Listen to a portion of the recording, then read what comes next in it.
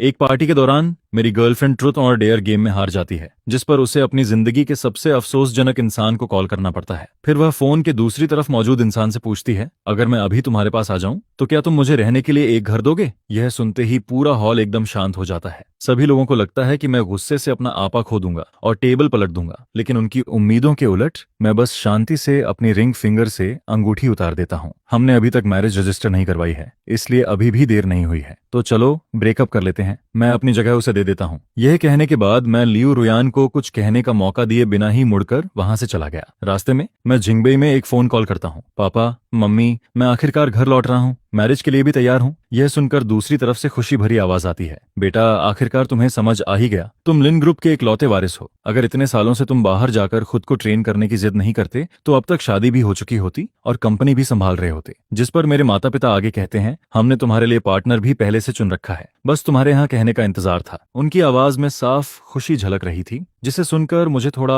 अपराध बोध महसूस हुआ, जिस पर मेरा लहजा भी अनजाने में नरम पड़ गया। मैं आपकी सारी अरेंजमेंट मान लूंगा। अच्छा, बहुत अच्छा। वेडिंग 19 तारीख को रख देते हैं। तुम कब वापस आ रहे हो? क्या पहले अपनी होने वाली पार्टनर से मिलना चाहोगे? अगर चाहो तो मैं तुम दोनों की मुलाकात अरेंज करवा देती हूँ। मम्मी की उतावली आवाज सुनकर मेरा सिर थोड़ा दर्द करने लगता है, जिस पर मैं हल्की मुस्कान के साथ कहता हूँ, मुझे फर्क नहीं पड़ता कि वह कौन है, मुझे कोई खास दिलचस्पी भी नहीं है। इसके बाद मैं उनकी बात बीच में ही काट देता हूँ। मैं जल्दी लिन फैमिली लौटकर फैमिली बिजनेस संभालना चाहता हूँ। मैरिज तो बस एक फॉर्मेलिटी है, मिलने की कोई जरूरत नहीं है। आप लोग बस वेडिंग की तैयारी कर लीजिए, मैं शादी से एक दिन पहले वापस आ जाऊंगा। मेरी बात खत्म होते ही बेडरूम का दरवाजा बाहर से खुलता है। आवाज सुनकर मैं सहज रूप से पीछे मुड़कर देखता हूँ, जिस पर लियू रुयान अंदर आती हुई दिखाई देती है। उसके चेहरे पर हल्की उलझन थी। वेडिंग? कौन सी वेडिंग? उसके सवाल भरे चेहरे को देखकर मैं आराम से कॉल काट देता हूँ। एक दोस्त की शादी है, उसने मुझे बेस्ट मैन बनने के लिए कहा है। यह सुनकर लियू रुयान के चेहरे का तनाव तुरंत कम हो जाता है और वह आगे कुछ नहीं पूछती। मैं फोन टेबल पर रखकर बाथरूम में चला जाता हूँ। थोड़ी देर बाद पानी बहने की आवाज गूंजती है और उसी समय टेबल पर रखा फोन लगातार रिंग करने लगता है। कुछ पल सोचने के बाद मैं स्क्रीन देखता हूँ, जिस पर एक मैसेज दिखाई देता है। सेंडर का नाम था चेंजे। उस साल की बात तुम्हें अभी भी याद है? क्या तुम सच में लिन चुआन से शादी करने वाली हो? ये मैसेज पढ़ते ही मेरे दिल में तेज दर्द उठता है। मेरे हाथ एक पल के लिए रुक जाते हैं। फिर मैं चैट हिस्ट्री ऊपर स्क्रॉल करता हूँ, जिस पर 10 मिनट पहले भेजा गया लियू रुयान का मैसेज मेरी आंखों के सामने आ जाता है। चेंजे, 33 दिन बाद तुम्हारा 28वां बर्थडे है। क्या तुम्हें याद है कि तुमने मुझसे क्या वादा किया था? मैं फोन वापस वहीं रख देता हूँ और सोफा पर बैठ जाता हूँ, जिस पर मेरे दिमाग में पुरानी यादें एक एक करके उभरने लगती हैं। जब मैं 18 साल का था, मेरी आंट चाइना वापस लौटी थी और उनकी शादी हुई थी, जिस पर मैं भी वापस आया और युंडा यूनिवर्सिटी में एडमिशन लिया। मैं एक बेहतर कॉलेज लाइफ जीना चाहता था। सुरक्षा कारणों से मैंने कभी अपनी असली पहचान किसी को नहीं बताई। फ्रेशमैन वेलकम इवेंट की रात अपने रूममेट की मदद करने के लिए मैं टेम्परेरी तौर पर स्टेज पर पियानो बजाने गया था। परफॉर्मेंस खत्म करके जैसे ही मैं स्टेज से नीचे उतरता हूँ, मेरी नजर लियू रुयान पर पड़ती है। वह सफेद ड्रेस पहने होती है, हाथ में फूलों का बुके लिए एंट्रेंस पर खड़ी रहती है। उसकी आंखें चमक रही होती हैं। क्या मैं तुम्हारा कांटेक्ट ले सकती हूँ? मैं खूबसूरती का दीवाना था, इसलिए उसी वक्त मान गया। इसके बाद हम हर दिन कांटेक्ट में रहने लगते हैं। कभी कभी अलग अलग जगहों पर अचानक मुलाकात भी हो जाती है। जान पहचान के तीसरे महीने में लियू रुयान खुद मुझे प्रपोज करती है। पहला प्यार, पहली नजर का आकर्षण और उसके प्रपोजल के सामने मेरे पास मना करने की कोई वजह नहीं थी, जिस पर हम दोनों रिलेशनशिप में आ जाते हैं। 21 साल की उम्र से लेकर 28 साल की उम्र तक, पूरे 7 साल। इन 7 सालों में फैमिली लगातार मुझे वापस बुलाकर मैरिज अलायंस के लिए कहती रही। मैंने कई बार लियू रुयान की सोच जानने की कोशिश की, लेकिन जैसे ही शादी की बात आती, वह हमेशा उससे बच निकलती थी। शुरुआत में मुझे लगा कि शायद वह अभी मैरिज के लिए तैयार नहीं है, लेकिन ऐसा बार बार होने पर मुझे भी कुछ अजीब लगने लगता है। फिर करीब आधे महीने पहले एक ड्रिंकिंग पार्टी में मुझे सच्चाई पता चलती है, जिस पर मुझे मालूम पड़ता है कि लियू रुयान हमेशा से अपने बचपन के दोस्त चेंजे से प्यार करती थी। बस अफसोस की बात यह थी कि चेंजे उसे सिर्फ दोस्त मानता था और जिस वजह से लियू रुयान मेरे करीब आई थी, वह भी बेहद दर्दनाक थी। पहली मुलाकात वाली रात चेंजे किसी और लड़की के साथ था, जबकि स्टेज पर पियानो बजाते हुए मुझमें उसे चेंजे की थोड़ी झलक दिखाई दी थी। अपने दिल का खालीपन भरने और चेंजे को भूलने की कोशिश में उसने मुझे चुना। इसके बाद के सालों में चेंजे दर्जनों बार रिलेशनशिप में गया और हर बार ब्रेकअप भी किया। जब भी उसे किसी से अलग होते देखती, लियू रुयान के मन में फिर उसके पास जाने का विचार आता, लेकिन इससे पहले कि वह कुछ कह पाती, चेंजे किसी नए रिलेशनशिप में चला जाता, जिस पर उसके दिल का दर्द और गहरा होता जाता। ऐसे ही समय गुजरता रहा और देखते ही देखते 7 साल बीत गए, लेकिन लियू रुयान ने कभी चेंजे को भुलाया नहीं। वह हमेशा उसका इंतजार करती रही, खासतौर पर उस मजाकिया वादे का जो चेन जे ने किशोरावस्था में किया था। रुयान, अगर 28 साल की उम्र तक हमारी शादी नहीं हुई तो क्यों ना हम दोनों एक दूसरे को ट्राई करें। इसी वजह से वह हर साल उससे यही सवाल पूछती थी और इस साल आखिरकार चेनजी 28 साल का होने वाला था। लियू रुयान का फोन देखने के बाद मैं हंस पड़ता हूँ, क्योंकि 33 दिन बाद सिर्फ चेनजी का 28वां बर्थडे नहीं आने वाला था। वह वही दिन भी था जिस दिन मैंने लियू रुयान से अलग होकर घर लौटने और शादी करने का फैसला किया था। इसके बाद जब लियू रुयान स्टडी रूम में जाती है तो मैं भी उठकर लाइट्स ऑफ करता हूँ और बेड पर लेट जाता हूँ। पता नहीं कितना समय गुजरता है, फिर अंधेरे कमरे में बहुत हल्के कदमों की आवाज सुनाई देती है। फोन की हल्की रोशनी बेड साइड टेबल पर रखी जाती है, फिर कोई आकर मेरे पीछे लेट जाता है। इसके बाद कमरे में लंबी खामोशी छा जाती है, जब तक कि मेरे बगल से उसकी धीमी और नियमित सांसों की आवाज नहीं आने लगती, जिस पर मैं अपनी आंखें खोल देता हूँ। मैं हाथ बढ़ाकर लियू रुयान का फोन उठाता हूँ और पुरानी चैट दोबारा खोलता हूँ। उसमें सिर्फ 4 शब्द जुड़े हुए थे, मैं अब भी तुम्हें नहीं भूली। इन 4 शब्दों को देखकर मैं आसानी से इमेजिन कर सकता था कि उन्हें टाइप करते वक्त लियू रुयान कैसी रही होगी। शायद वह अपने होंठ दबाए बैठी होगी, आंखें स्क्रीन पर टिकी होंगी, लंबा मैसेज लिखकर बार बार डिलीट करती होगी, हर शब्द सोच समझकर चुनती होगी।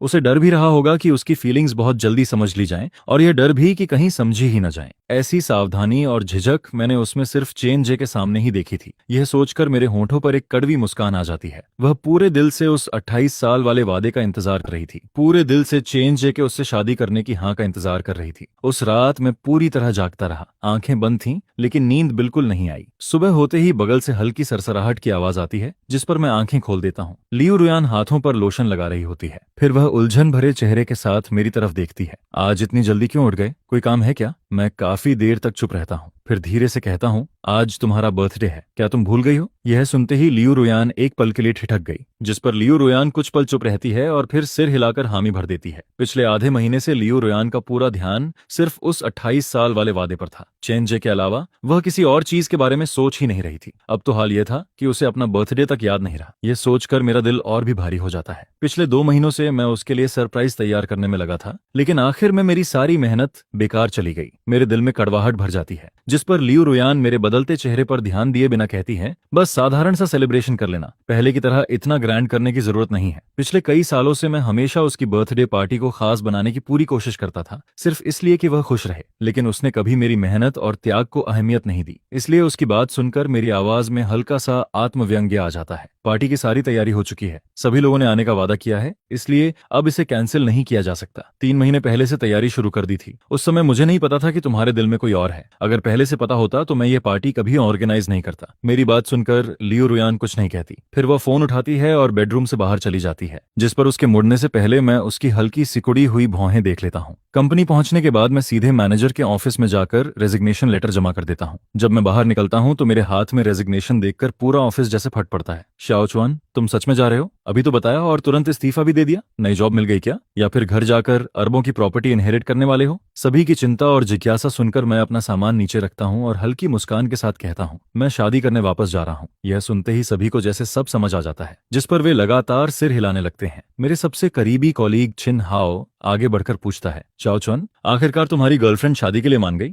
अचानक उसे क्या हो गया? मैं इस सवाल का जवाब नहीं देता और टॉपिक बदल देता हूँ। इन सालों में आप सबने मेरी बहुत मदद की है। आज शाम मैं सबको डिनर खिलाता हूँ। काम खत्म होने के बाद मैं 4-5 कॉलेग्स के साथ डिनर करने चला जाता हूँ। लगभग 2 घंटे बाद जब मैं होटल पहुंचता हूँ तब रात के 8 बज चुके होते हैं। मैं जल्दी जल्दी प्राइवेट रूम की तरफ बढ़ता हूँ, लेकिन जैसे ही दरवाजा खोलने वाला होता हूँ, अंदर से आती बातचीत सुनकर मेरे कदम रुक जाते हैं। आज बाहर इतनी ठंड है, फिर भी रुयान किसी को लेने गई है? जिस पर दूसरा इंसान हंसते हुए कहता है, और कौन होगा? चेनजे ही होगा। मैं अभी उसके पास ही खड़ा था। मैंने खुद सुना कि चेनजे ने कहा वह आज वापस आ रहा है, और यह सुनते ही रुयान उसे लेने भाग गई। सच में? तो फिर रुयान खुशी से पागल हो रही होगी। 1 महीने बाद उसका 28वां बर्थडे है। चेनजे भी 28 साल का होने वाला है। ऐसे समय पर उसका लौटना, कहीं वह सच में अपना वादा पूरा करने तो नहीं आया? मैंने सुना है चेनजे फिर से सिंगल हो गया है। लगता है इस बार वह सच में वापस आया है। लेकिन अगर दोनों सच में साथ आ गए तो लिन चुआन का क्या होगा? हम इतने सालों से उससे ये बात छुपा रहे हैं। 7 साल हो गए, उसे तो ये भी नहीं पता कि चेनजे कौन है। वह अभी भी पूरी शिद्दत से रुयान से प्यार करता है, जिस पर कोई आह भरते हुए कहता है, तो हम क्या कर सकते हैं? रुयान का दिल तो हमेशा चेनजे के लिए ही धड़कता है। अगर चेनजे वादा निभाने को तैयार हो गया तो बस लिन चुआन की किस्मत खराब समझो। वैसे भी लिन चुआन का बैकग्राउंड कोई खास नहीं है। अगर ब्रेकअप हुआ तो संभालना आसान रहेगा। हालांकि इन सालों में उसने रुयान और हम सब के लिए बहुत कुछ किया है, लेकिन आखिर हम रुयान के बेस्ट फ्रेंड्स हैं, हमें उसी का साथ देना होगा। अगर दोनों का सच में ब्रेकअप हो जाए तो रुयान को ज्यादा परेशान मत करना। उसे कह देना कि लिन चुआन को थोड़ा हाउस, कार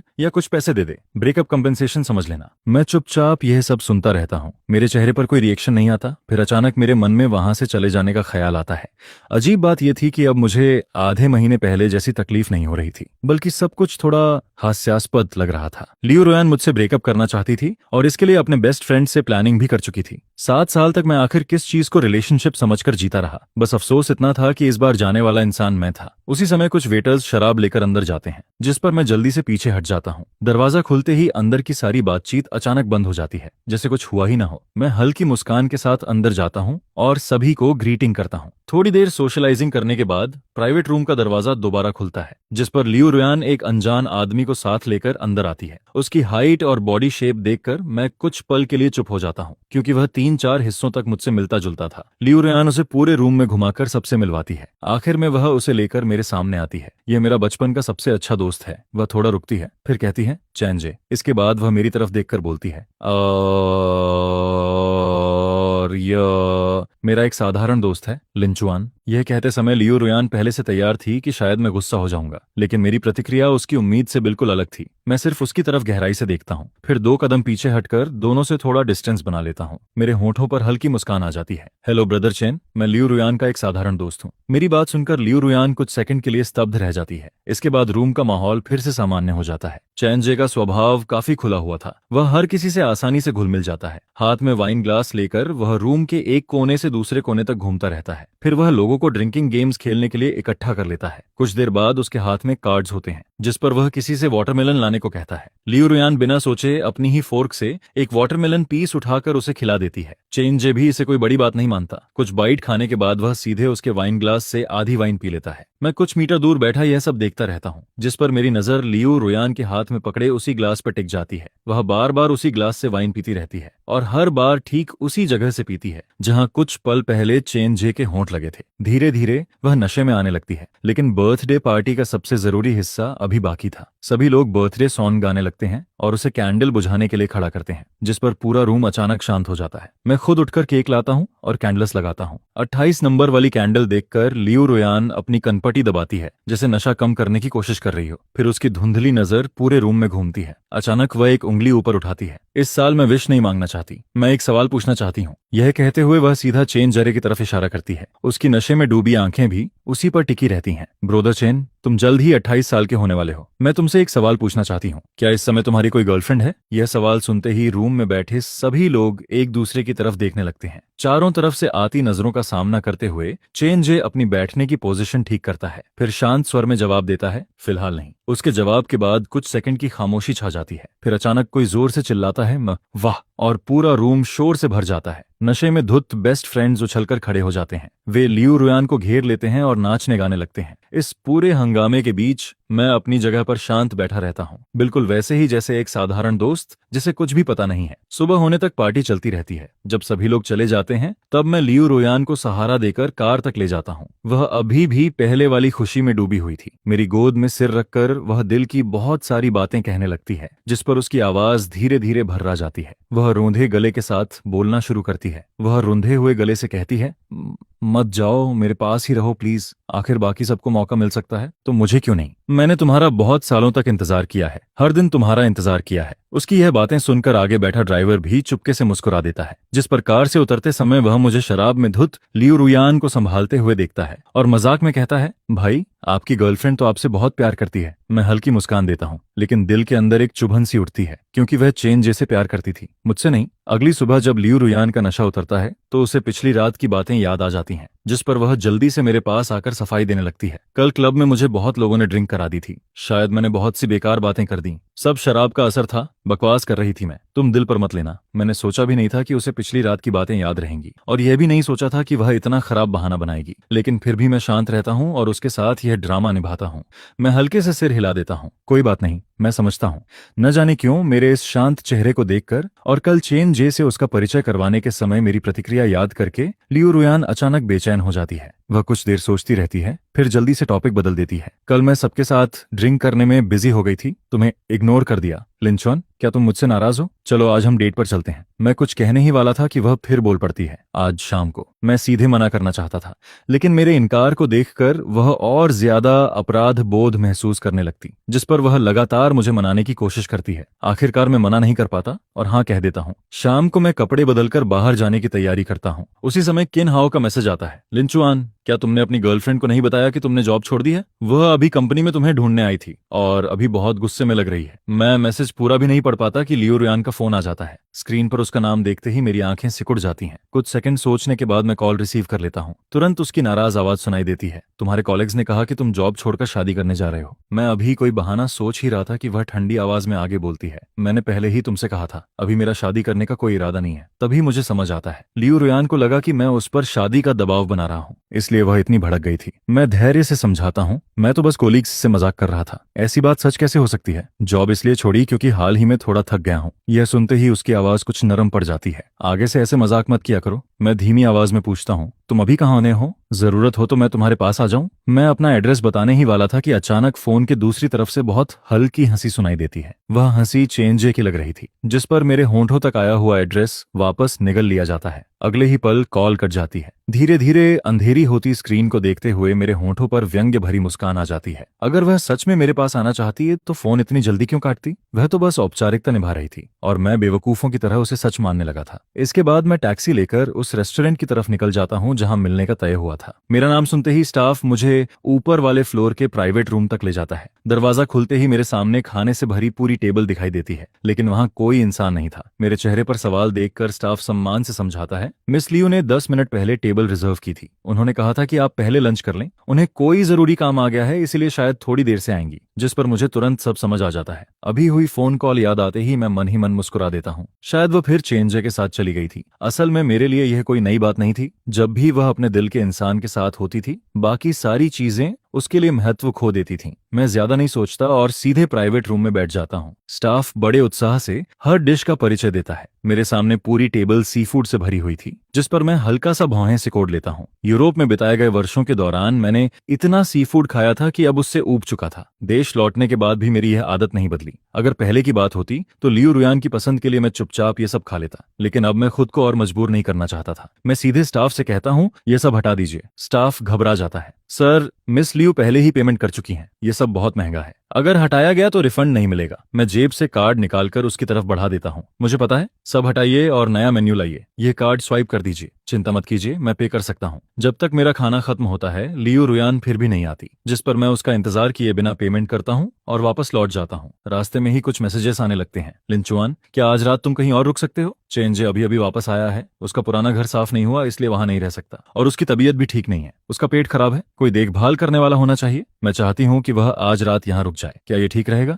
ये मैसेज पढ़कर मैं हंस पड़ता हूँ। वह चेंजे की देखभाल भी करना चाहती थी और साथ ही उससे हमारे रिलेशनशिप की सच्चाई भी छुपाना चाहती थी। सच में कमाल था। इस बार मेरा उसके साथ ड्रामा करने का मन नहीं करता, जिस पर मैं सीधा पूछ लेता हूँ, वह तुम्हारा दोस्त ही तो है, फिर हमारे रिलेशनशिप को उससे क्यों छुपा रही हो? और आखिर कब तक छुपाओगी? मैसेज भेजने के काफी देर बाद जवाब आता है, लेकिन लियो रुयान कोई सफाई नहीं देती। वह सिर्फ एक डेट भेजती है, 18 तारीख। अगर यह पहले होता तो शायद मैं इसका मतलब नहीं समझता, लेकिन अब मैं बहुत अच्छी तरह जानता था। 18 तारीख चेंजे का बर्थडे था। अगर उस दिन चेंजे उसका हाथ थाम लेता तो वह बिना किसी झिझक के मुझसे ब्रेकअप कर लेती, और अगर चेंजे उसे ठुकरा देता तो वह पलटकर मेरे पास आती, फिर शादी की बात छेड़ती। अगर मैं मना कर देता तो वह कह सकती थी कि वह तो बस मजाक कर रही थी, चाहे आगे बढ़े या पीछे हटे। दोनों तरफ उसके पास परफेक्ट एग्जिट प्लान मौजूद था, जिस पर मुझे उसकी प्लानिंग की तारीफ करनी पड़ती है। लेकिन अफसोस, मैं उसकी लव स्टोरी का बैकअप ऑप्शन नहीं बनना चाहता था, इसलिए मैं उसे कोई रिप्लाई नहीं देता। सीधे फोन स्विच ऑफ कर देता हूँ और एक होटल का एड्रेस बताकर वहां चला जाता हूँ। सोने से पहले थोड़ी वाइन पीता हूँ और फिर गहरी नींद में सो जाता हूँ। जब मेरी आंख खुलती है तब अगली शाम हो चुकी होती है। मैं टाइम देखने के लिए फोन ऑन करता हूँ, जिस पर दर्जनों नए मैसेजेस सामने आ जाते हैं। उनमें ज्यादातर लियो रुयान के थे, बाकी उसके बेस्ट फ्रेंड्स के। तुम कहाँ हो? फोन क्यों नहीं उठा रहे? मैसेज का रिप्लाई क्यों नहीं दे रहे? डराना बंद करो, रुयान पूरी रात तुम्हें ढूंढती रही है। इन मैसेजेस को पढ़कर मेरे होंठों पर ठंडी हंसी आ जाती है। क्या सिर्फ फोन ऑफ करके सो जाना भी किसी को डराना कहलाता है? और फिर क्या उन लोगों को सच में मेरी चिंता थी? आखिर लियो रुयान के दिल में तो हमेशा चेंज ही था, उसे मेरी परवाह क्यों होती? मैं मैसेजेस पढ़ ही रहा था कि लियो रुयान का कॉल फिर आ जाता है। इस बार उसकी आवाज बिल्कुल भी नरम नहीं थी। चैनजे ने बस एक रात के लिए घर उधार लिया था। क्या तुम्हें इतना गुस्सा करने की जरूरत थी? अगर तुम नाराज भी थे तो इस तरह गायब होकर गुस्सा दिखाने की क्या जरूरत थी? मैं उसकी बात सुनता रहता हूँ, लेकिन इस बार मैं कोई सफाई देने की कोशिश नहीं करता, बल्कि शांत होकर उसकी अगली बात का इंतजार करता हूँ। बहाना था, कोई गुस्सा नहीं था, बस फोन की बैटरी खत्म हो गई थी और अपने आप स्विच ऑफ हो गया था। अगर पहले की बात होती तो लियो नुयेन शायद मेरी इस बात पर यकीन कर लेती, लेकिन आज पता नहीं क्यों वह अचानक मुझसे सवाल पर सवाल करने लगती है, जिस पर वह पूछती है तो फिर पहले किसी भी वक्त तुमसे संपर्क हो जाता था, लेकिन कल रात ही फोन क्यों बंद था? यह सुनकर मैं कुछ पल के लिए रुक गया और अचानक बहुत सारी पुरानी बातें याद आने लगीं। कुछ साल पहले की एक रात लियो न्यूयेन को अचानक पेट में तेज दर्द हुआ था। वह अपनी सेक्रेटरी को फोन करना चाहती थी, लेकिन गलती से मुझे कॉल कर दिया, जिसे सुनकर मैं तुरंत दवा लेकर उसके पास पहुंच गया था। पिछले साल जब वह विदेश बिजनेस ट्रिप पर गई थी, तब वहां और यहाँ के समय में 7 घंटे का फर्क था। लियो न्यूयेन को मेरे यहाँ का टाइम याद नहीं रहता था। कई बार रात के 3-4 बजे फोन करके किसी डॉक्यूमेंट के बारे में भी पूछती थी, जिस पर मैं नींद से भरी आंखें लेकर उठता, कंप्यूटर ऑन करता और उसके लिए फाइल ढूंढता था। 3 महीने पहले मेरा अपेंडिक्स का ऑपरेशन हुआ था। मैं अभी अभी ऑपरेशन थिएटर से बाहर आया था और एनेस्थीसिया का असर भी पूरी तरह खत्म नहीं हुआ था। तभी उसका मैसेज आया कि उसे मिल्क टी पीनी है, जिस पर मैंने नर्स से कहकर उसके लिए मिल्क टी मंगवाई थी। एक एक घटना इस बात का सबूत थी कि मैं उसे हद से ज्यादा प्यार करता था, लेकिन अफसोस, चाहे मैंने कितना भी दिया हो, वह कभी मेरी तरफ नहीं आई, जिस पर मेरी आवाज में अनजाने में थोड़ी कड़वाहट आ जाती है। बस इतना था कि जब तुम्हें मेरी जरूरत पड़े तब मैं वहां मौजूद रहूं, लेकिन कल शायद तुम्हें मेरी जरूरत नहीं थी। मेरी इस अजीब सी बात को सुनकर लियो न्यूयेन अंदर तक हिल जाती है। 7 साल के रिश्ते में मैं हमेशा उसे खुश रखता था, उसकी हर बात मानता था। हमारे बीच कभी झगड़ा नहीं हुआ था, न ही कभी बहस इतनी बढ़ी थी कि चेहरे लाल हो जाएं। कई बातें थीं जो वह समझाना नहीं चाहती थी और मैंने भी कभी जबरदस्ती नहीं पूछी। रोजमर्रा की जिंदगी से लेकर डेट्स तक मैं हर छोटी बड़ी बात में उसका ख्याल रखता था। लियो न्यूयेन को मानना पड़ता है कि मैं लगभग एक परफेक्ट बॉयफ्रेंड था। यह सोचकर उसकी आवाज भी थोड़ी नरम पड़ जाती है। मुझे पता है, अभी मैं बस तुम्हारी बहुत चिंता कर रही थी, इसलिए ज्यादा बोल गई, सॉरी। वैसे तुम अभी कहाँ हो? मैं तुम्हें लेने आ जाती हूँ। लेकिन इस वक्त मेरा उससे मिलने का कोई मन नहीं था, जिस पर मैंने सिर्फ इतना कहा, जरूरत नहीं है, और टैक्सी लेकर घर लौट आया। घर पहुंचते ही मेड मुझसे कहती है, मिस लियो अभी थोड़ी देर पहले बाहर गई हैं। बिना सोचे भी मैं समझ जाता हूँ कि शायद फिर से तांत्रेज उसे अपने साथ ले गया होगा। हवा में अब भी मर्दों वाले परफ्यूम की खुशबू तैर रही थी, लेकिन मैंने उससे यह नहीं पूछा कि लियो न्यूयेन कहाँ गई है, बल्कि सीधे कहा कि खिड़कियां खोल दो ताकि हवा अंदर आ सके। इसके बाद अगले आधे महीने तक मेरी लियो न्यूयेन से मुलाकात नहीं होती है। ऐसा लगता है जैसे मैं इस गर्लफ्रेंड के बिना रहने का आदी हो गया हूँ। न कोई फोन कॉल, न कोई रिप्लाई। हालांकि ट्रांतिशा की सोशल मीडिया पोस्ट्स देखकर मैं उसकी हर एक्टिविटी जानता रहता हूँ, लेकिन मैं अब उससे सवाल नहीं करना चाहता था, न ही ये जानना चाहता था कि आखिर उसके मन में क्या चल रहा है। मेरे लिए अब हर गुजरता दिन सिर्फ एक काउंटडाउन था और मैं अपनी एनर्जी ऐसे इंसान पर खर्च नहीं करना चाहता था जिससे आखिरकार अलग होना ही था। न्यू ईयर की पूर्व संध्या पर बर्फ गिरनी शुरू हो जाती है। मेरा मूड ठीक था, इसलिए मैं पूरी रात फ्रेंच विंडो के सामने बैठकर मूवी देखता रहता हूँ। सुबह होने से पहले बाहर पटाखों की आवाज गूंजने लगती है। मैं थोड़ा थका हुआ स्विंग चेयर पर लेटकर सोशल मीडिया स्क्रॉल कर रहा होता हूँ। तभी पूरी रात शांत पड़ा बेडरूम अचानक कदमों की आवाज से भर जाता है, जिस पर मैं उठकर देखता हूँ और सामने लियो न्यूयेन नशे में धुत लौटती दिखाई देती है। वह लड़खड़ाते हुए अंदर आती है, हाथों में पकड़े बड़े बड़े बैग्स सोफा पर फेंक देती है और फिर एक एक करके सामान निकालना शुरू करती है। यह 2 स्कार्व्स हैं, बाहर इतनी बर्फ पड़ रही है। लाम एक्सुएन, तुम्हें ठंड तो नहीं लग रही? और यह ब्रेसलेट है जो मैंने कुछ दिन पहले तुम्हारे न्यू ईयर गिफ्ट के लिए खरीदा था, देखो पसंद आया या नहीं? यह कहते हुए वह सारे गिफ्ट्स मेरी गोद में ठूंस देती है। मुझे गर्मी लगती है, इसलिए मैं स्कार्फ उतार देता हूँ, लेकिन वह फिर मेरा हाथ पकड़ लेती है।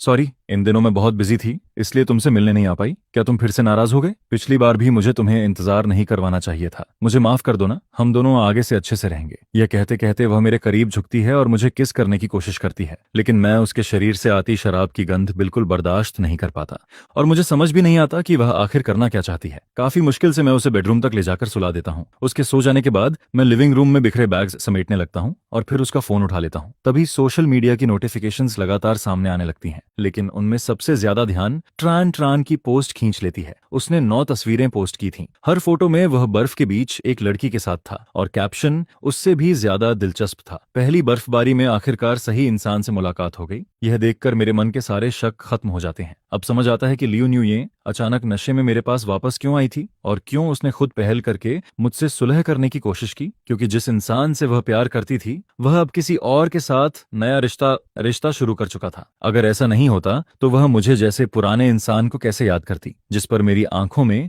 एक व्यंग्य भरी मुस्कान चमक जाती है। मैं अपनी कलाई से घड़ी उतारकर सीधे टेबल पर फेंक देता हूँ। इसके बाद अगले कुछ दिनों में लियो न्यूयेन जैसे पूरी तरह बदल जाती है। वह कहीं नहीं जाती, बस घर पर रहती है और कहती है कि मेरे साथ समय बिताना चाहती है। मेरा पेट ठीक नहीं रहता तो वह खुद मेरे लिए दलिया बनाती है। मैं ट्रैवल एडवर्टाइजमेंट को 2 बार ज्यादा देख लूं तो वह अगले साल साथ घूमने जाने की प्लानिंग शुरू कर देती है। शायद चोट लगने के बाद इस बार वह पहले से भी ज्यादा अच्छे तरीके से मेरे साथ पेश आ रही थी, लेकिन अब मैं कभी उसके दिखावे में नहीं आने वाला था। मैं बस चुपचाप लियो न्यूयन को एक आदर्श गर्लफ्रेंड का रोल निभाते हुए देखता रहता हूँ और वह मेरी कुछ बातों के लिए भाग दौड़ करती रहती है, लेकिन मेरे मन में उसके लिए अब कोई अपराध बोध नहीं था। आखिर यह सब वह सिर्फ अपने पुराने कर्ज चुकाने के लिए कर रही थी और मुझे इसे स्वीकार करने में कोई मानसिक बोझ नहीं था। स्प्रिंग फेस्टिवल के बाद माँ ने मुझे वेडिंग सूट्स की कुछ फोटोज भेजी और पूछा कि कौन सा डिजाइन पसंद है, जिस पर मैं फोन लेकर एक एक तस्वीर ध्यान से देखने लगता हूँ। शायद मैं जरूरत से ज्यादा फोकस था, इसलिए लियो न्यूयेन कब मेरे पास आकर खड़ी हो गई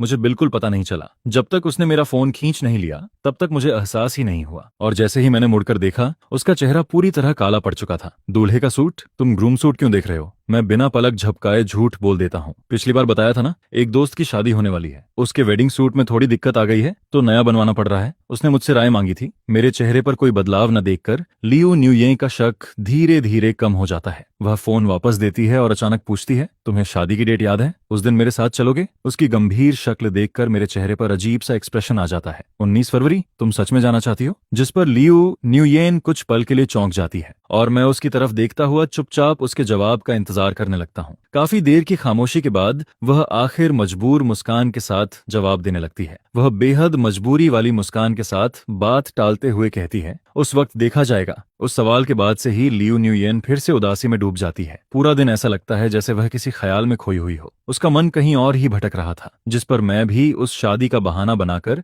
बिना किसी झिझक के उसके सामने अपना सामान पैक करना शुरू कर देता हूँ। ग्रेजुएशन के बाद इस रिवर साइड अपार्टमेंट में शिफ्ट हुए पूरे 6 साल हो चुके थे।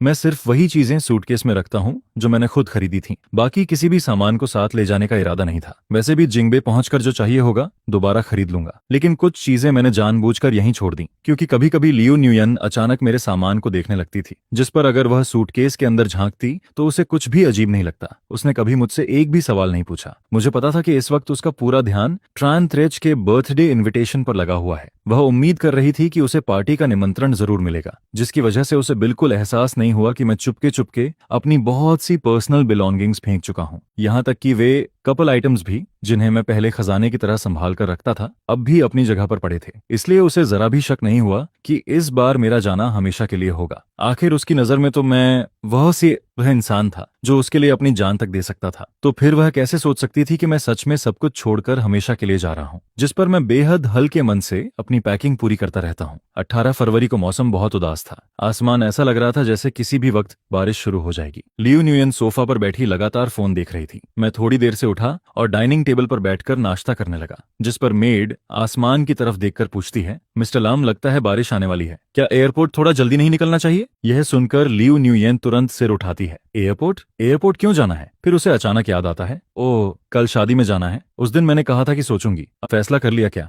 जिस पर मैं बस सामान्य तरीके से जवाब देता हूँ और चुपचाप उसकी तरफ देखने लगता हूँ। कुछ सेकंड की खामोशी के बाद लियो न्यूयन आखिर कहती है, जगह काफी दूर है, मैं तुम्हें एयरपोर्ट छोड़ देती हूँ। उसके इस जवाब पर मुझे बिल्कुल भी हैरानी नहीं होती। मैं आराम से टोस्ट का आखिरी टुकड़ा खत्म करता हूँ और फिर बेडरूम में जाकर सामान उठा लेता हूँ। इसके बाद हम दोनों कार में बैठ जाते हैं, लेकिन जैसे ही लियो न्यूयन सीट बेल्ट लगाती है उसका फोन बज उठता है, जिस पर वह जल्दी से फोन खोलती है। अगले ही पल उसके चेहरे पर छिपी न जा सकने वाली खुशी दिखाई देने लगती है। वह फोन नीचे रखती है, सीधे सीट बेल्ट खोलती है और कार का दरवाजा खोलकर बाहर निकल जाती है। जब वह नीचे उतर चुकी होती है तभी उसे एहसास होता है कि उसने क्या किया है, जिस पर वह जल्दी से झुककर मुझे समझाने लगती है, लमस्विन, कंपनी में अचानक एक जरूरी काम आ गया है, मुझे पहले वहां जाना होगा। ड्राइवर तुम्हें एयरपोर्ट छोड़ देगा। इतने साल साथ रहने के बाद लियो न्यूयन के चेहरे पर झलकती झिझक देखकर मैं तुरंत समझ जाता हूँ कि वह झूठ बोल रही है, लेकिन मैं उसे बेनकाब नहीं करता, बस हल्के से सिर हिला देता हूँ। ड्राइवर का इंतजार करते हुए मैं फेसबुक खोलता हूँ और जैसा मैंने सोचा था, त्रान ट्राच की नई पोस्ट सामने आ जाती है। उसने बर्थडे पार्टी वेन्यू की तस्वीरें शेयर की थीं, लेकिन इस बार उसके साथ वह छोटी लड़की नहीं थी। लगता था दोनों का ब्रेकअप हो चुका था, जिसका मतलब साफ था, ट्रांत चर्च की वह पुरानी बात कि अगर 28 साल की उम्र तक उसने शादी नहीं की तो वह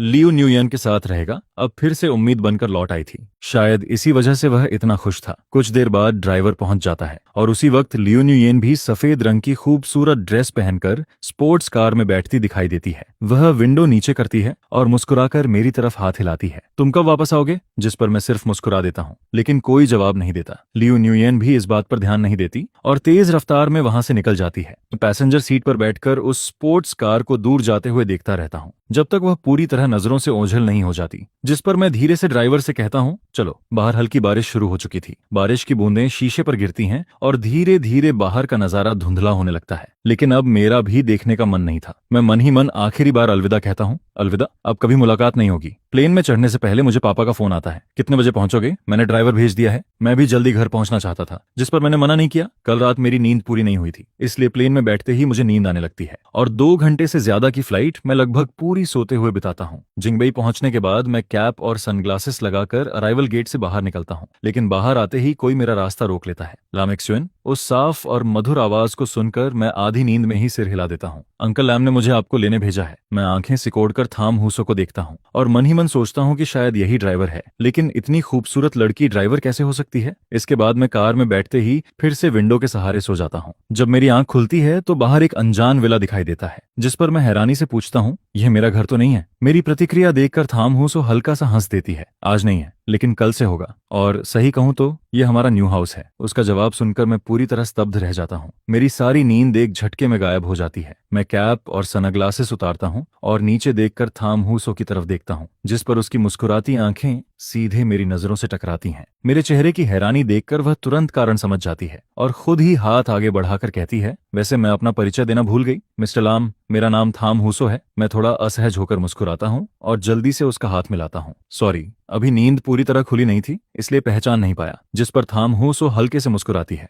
उसकी आवाज हमेशा की तरह नरम और शांत थी। कोई बात नहीं, आगे हमारे पास एक दूसरे को जानने के लिए काफी समय होगा। इधर दूसरी तरफ लियो न्यूयन बर्थडे पार्टी हॉल के बाहर खड़ी अपनी ड्रेस ठीक कर रही थी। वह बड़ी सावधानी से हर सिलवट को सीधा कर रही थी। तभी उसका फोन वाइब्रेट करता है, जिस पर वह फोन निकालकर देखती है। ड्राइवर का मैसेज था, मिस्टर लाम प्लेन में बैठ चुके हैं। काफी देर सोचने के बाद वह आखिर एक मैसेज भेज देती है, वहां पहुंचकर सेफ अराइवल का मैसेज जरूर करना। इसके बाद वह गहरी सांस लेती है और दरवाजा खोलकर अंदर चली जाती है। जैसे ही उसकी नजर हॉल के बीचों बीच खड़े इंसान पर पड़ती है, उसका दिल तेज धड़कने लगता है। वह वही शख्स था जिसे वह दिन रात याद करती थी। जिस पर लियो न्यूयेन धीरे धीरे उसकी तरफ बढ़ने लगती है। कुछ कदम दूर पहुंचते ही उसे पास खड़े कुछ लड़कों की आवाज सुनाई देती है, ब्रदर ट्रान, आज तो हमें जरूर दिखाना पड़ेगा। इतना छिपाकर क्यों रखा है? जिस पर ट्रान हंसते हुए कहता है, थोड़ा इंतजार करो, विश सेरेमनी के वक्त तुम सबकी आंखें खुली रह जाएंगी। यह सुनकर लियो न्यूयन को 1 महीने पहले वाली बर्थडे पार्टी याद आ जाती है और उसकी आंखों में उम्मीद चमकने लगती है। क्या 16 साल की उम्र वाला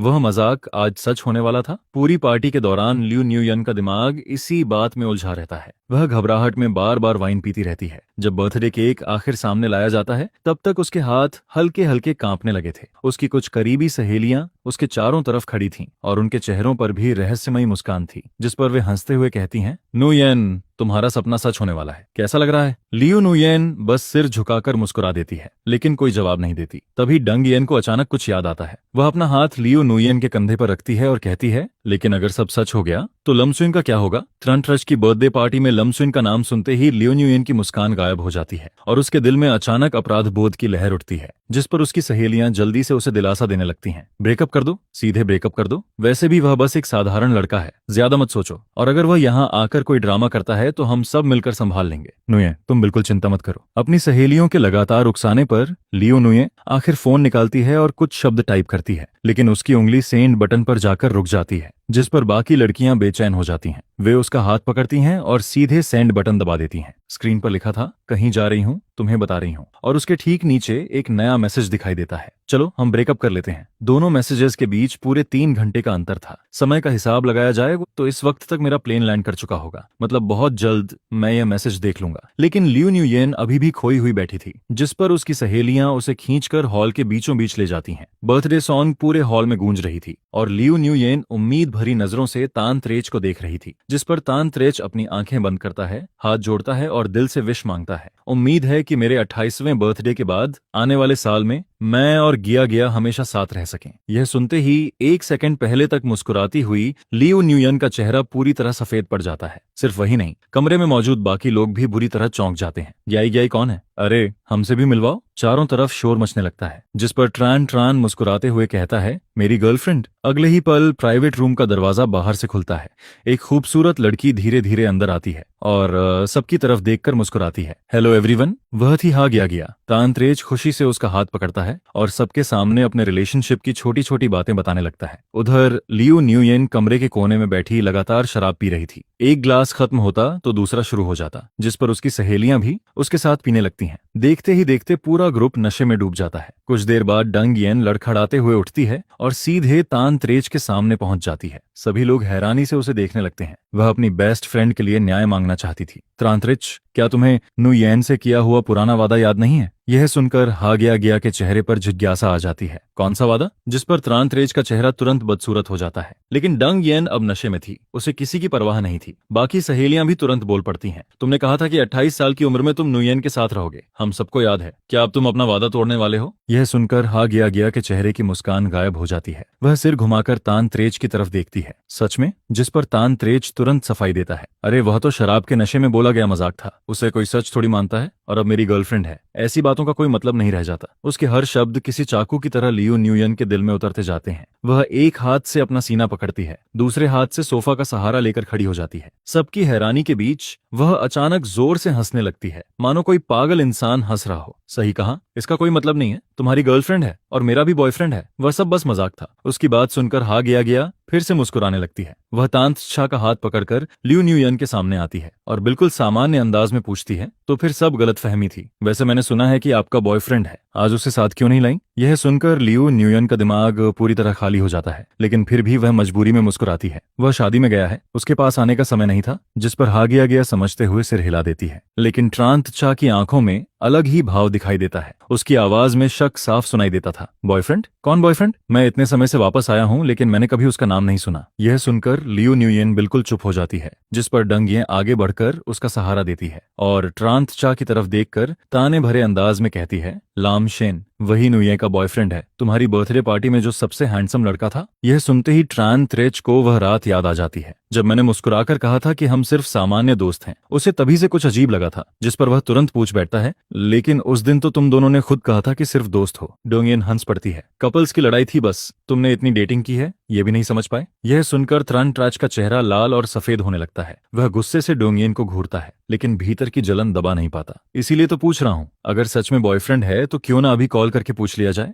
वैसे भी मुझे अपने नए जीजाजी से मिलना चाहिए। उसकी बात सुनते ही लियू न्यूयन और उसकी सहेलियों के चेहरे काले पड़ जाते हैं, क्योंकि सबको अभी भेजा गया ब्रेकअप मैसेज याद आ जाता है। सिर्फ उनके चेहरे देखकर ही तानत्रेच सब समझ जाता है, जिस पर वह सीधे मेरा चैट खोलता है और वीडियो कॉल की जगह वॉइस कॉल लगा देता है। यह देखकर कुछ लड़कियां फोन छीनने के लिए दौड़ पड़ती हैं, लेकिन हा गया उनके सामने आकर खड़ी हो जाती है। तानत्रेच फोन का वॉल्यूम मैक्सिमम पर कर देता है। पूरे रूम में अचानक सन्नाटा छा जाता है। अब सिर्फ रिंगिंग टोन सुनाई दे रही थी। लियू न्यूयन अपनी मुट्ठियां कसकर भींच लेती है और मन ही मन प्रार्थना करने लगती है। वह चाहती थी कि मैं फोन न उठाऊं। वह चाहती थी कि मैंने अभी तक ब्रेकअप मैसेज न देखा हो। हर रिंग के साथ उसका दिल और तेज धड़कने लगता है। लगभग 1 मिनट गुजर जाता है। जब सभी लोग उम्मीद छोड़ने वाले होते हैं, तभी कॉल कनेक्ट हो जाती है। ब्रोदर ट्रैच, कोई काम था? मेरी आवाज सुनते ही लियू न्यूयन का चेहरा और भी सफेद पड़ जाता है। इसके उलट तानत्रेच के चेहरे पर जीत वाली मुस्कान आ जाती है। वह आराम से कहता है, कुछ खास नहीं, आज मेरा बर्थडे है। सुना है तुम न्यूयन के बॉयफ्रेंड हो, तो सोचा तुम्हें भी बुला लूं। फोन के दूसरी तरफ कुछ सेकंड तक खामोशी छाई रहती है, जिस पर लियू न्यूयन की सांसें तक रुकने लगती हैं। फिर मैं शांत आवाज में जवाब देता हूँ, सॉरी, मैं अभी जिंगबई में हूँ, आ नहीं सकता। मेरी सामान्य आवाज सुनकर लियू न्यूयन को लगता है कि शायद मैंने अभी तक मैसेज नहीं देखा, जिस पर वह थोड़ा राहत की सांस लेती है। लेकिन मेरी बात अभी खत्म नहीं हुई थी। मैं धीमी आवाज में आगे कहता हूँ, वैसे एक बात और, मेरा और लियू न्यूयन का ब्रेकअप हो चुका है। ब्रोदर ट्रैच, आप गलत मत समझिएगा। यह सुनते ही ट्रान भी थोड़ा चौंक जाता है,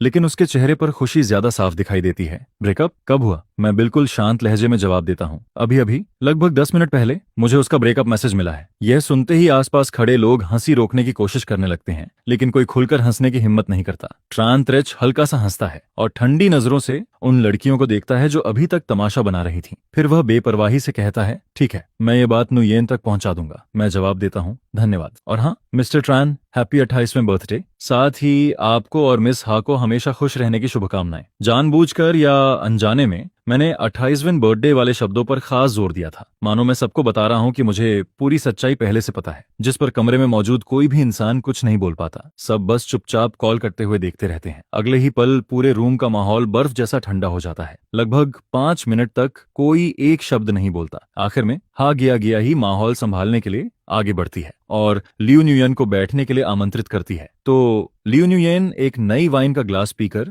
इस पूरे मामले को हल्के में लेकर खत्म करने की कोशिश करती है। फिर वह ग्लास में बची आखिरी बूंद तक वाइन खत्म कर देती है और जोर से ग्लास टेबल पर रख देती है, जिसके बाद वह अपनी कुछ करीबी फ्रेंड्स को साथ लेकर बर्थडे पार्टी से निकल जाती है। जैसे ही वह बाहर जाने लगती है, नशे की हल्की हालत में उसे हा गया और किसी दूसरे इंसान की बातचीत सुनाई देती है। आना ट्रैच, क्या यह मिस्टर लाम किन्ह बक्का रहने वाला है? जिस पर दूसरा इंसान कहता है, सुना तो मैंने भी यही है, क्यों, क्या हुआ? जिसके जवाब में हा गया कहती है, कुछ नहीं, बस किन बैक में लम सरनेम थोड़ा जाना पहचाना लग रहा है, शायद मैं ज्यादा सोच रही हूँ। इसके बाद जैसे ही लियो न्यूयन बैंकेट हॉल से बाहर निकलती है, उसकी फ्रेंड्स तुरंत उसके आसपास इकट्ठा हो जाती हैं और उसे एक दूसरे रूम में ले जाती हैं। फिर सब एक साथ उसे दिलासा देने लगती हैं। नुये, ट्रान त्रेच जैसे इंसान से शादी न होना भी अच्छी बात है। जरा सोचो, पिछले 7 सालों में उसकी कितनी एक्स गर्लफ्रेंड्स रही हैं। जिस पर दूसरी फ्रेंड कहती है, उसकी वेडिंग हुई तो शायद 10 से ज्यादा टेबल सिर्फ एक्स गर्लफ्रेंड्स के लिए लगानी पड़े। ऐसे प्लेबॉय टाइप आदमी से शादी करके भी क्या फायदा, पता नहीं आगे कितनी प्रॉब्लम्स झेलनी पड़े। फिर भी लाम एक्सवेन के साथ रहना ज्यादा अच्छा है। बिल्कुल सही, लाम एक्सवेन किस बात में तांत्रेज से कम है? आज वह जरूर गुस्से में होगा, तभी उसने ऐसी बातें कही हैं। नुये, तुम वापस जाओ और उसे अच्छे से समझाओ, वो तुम्हें इतना पसंद करता है, जरूर तुम्हारी बात समझ जाएगा। यह सुनकर लियू नुयेन को अपनी फ्रेंड्स की बातों से थोड़ी हिम्मत मिलती है। फिर धीरे धीरे उसका खराब मूड भी शांत होने लगता है। इसके बाद वह अपना फोन निकालती है और मुझे मैसेज भेजने के लिए सोचने लगती है। काफी देर सोचने के बाद वह एक मैसेज टाइप करती है, लैम एक्सयूएन, अभी हम सब एक गेम खेल रहे थे और मैं हार गई, जिसकी पनिशमेंट ये थी कि मुझे अपने बॉयफ्रेंड से ब्रेकअप बोलना था, फिर किसी और से कॉल करवाकर तुम्हारा रिएक्शन भी देखना था। तुम इसे सच मत मानना, ठीक है? तुम किन्हबक कब पहुंचे? होटल में चेक इन कर लिया क्या, या अभी वेडिंग वेन्यू सजाने में बिजी हो? कल वापस आओगे या परसों? अगर चाहो तो मैं तुम्हें लेने आ सकती हूँ। लेकिन मैसेज भेजने के बाद भी बहुत देर तक कोई रिप्लाई नहीं आता, जिस पर लियू न्यूयेन लगातार फोन स्क्रीन को देखती रहती है और उसके दिल में बेचैनी बढ़ती जाती है। उसकी फ्रेंड्स भी एक दूसरे को देखती हैं और जल्दी से उसका ध्यान भटकाने की कोशिश करती हैं। वेडिंग की तैयारी में वह जरूर बहुत बिजी होगा। येन, ज्यादा मत सोचो, जैसे ही उसे टाइम मिलेगा वह तुम्हें रिप्लाई कर देगा, और अगर वह सच में नाराज हुआ तो हम सब कल तुम्हारे साथ किन्हबक चलेंगे, फिर तुम खुद जाकर उसे सॉरी बोल देना। उधर जब मुझे लियू न्यूयन का मैसेज मिलता है, तब मैं रूम में थाम हुसो के साथ वेडिंग ड्रेस ट्राई कर रहा होता हूँ। मैं मैसेज खोलता हूँ और पहली लाइन पढ़ते ही हंस पड़ता हूँ। इतनी जल्दी ऐसा बहाना बना लेना, सच में उसका दिमाग काफी तेज है। लेकिन अफसोस, अब मैं उसकी किसी बात पर भरोसा नहीं करने वाला था। मैं आसानी से इमेजिन कर सकता था कि ट्रान त्रेच ने सबके सामने उसे रिजेक्ट कर दिया होगा और अपनी बची हुई इज्जत बचाने के लिए वह अब मुझे मनाने की कोशिश कर रही है, जिस पर मुझे वह अजीब फोन कॉल भी याद आ जाती है। शायद वहां का सीन मेरी कल्पना से भी ज्यादा मजेदार रहा होगा। यह सोचकर मुझे अचानक थोड़ा अफसोस होने लगता है कि मैं वह नजारा अपनी आंखों से नहीं देख पाया। फिर मैं हल्की सी सांस छोड़ता हूँ, जिस पर थाम हुसो, जो अपनी वेडिंग ड्रेस ठीक कर रही होती है, मेरी तरफ देखकर पूछती है, क्या हुआ, क्या ये वेडिंग ड्रेस अच्छी नहीं लग रही? अगर पसंद नहीं है तो मैं अभी नई ड्रेस मंगवा देती हूँ। जिसके जवाब में मैं कहता हूँ, नहीं ऐसी बात नहीं है, बस वेडिंग की तैयारी में बिजी होने की वजह से एक मजेदार ड्रामा मिस हो गया, उसी का थोड़ा अफसोस है। यह सुनकर वह उत्सुक होकर पूछती है, कैसा ड्रामा? अगर कन्वीनियंट हो तो मुझे भी बताओ। मैं चाहकर भी पूरी बात नहीं बताता, आखिर अपनी फियांसे के सामने एक्स गर्लफ्रेंड की बातें करना ठीक नहीं लगता था। इसलिए मैं बस इतना कहकर बात टाल देता हूँ कि कुछ पुराने फ्रेंड्स की बर्थडे पार्टी में थोड़ा ड्रामा हो गया था, लेकिन कोई बड़ी बात नहीं है, अभी हमें वेडिंग की तैयारी पर ध्यान देना चाहिए। मैं ज्यादा कुछ नहीं कहता, जिस पर थाम हुसो भी आगे सवाल नहीं करती और लिविंग रूम में जाकर कुछ स्नैक्स लेकर आती है। फिर वह पूछती है, क्या आपको भूख लगी है? पहले कुछ खा लीजिए, थोड़ी देर में काम खत्म हो जाएगा, फिर मैं आपके साथ बाहर डिनर करने चलूंगी।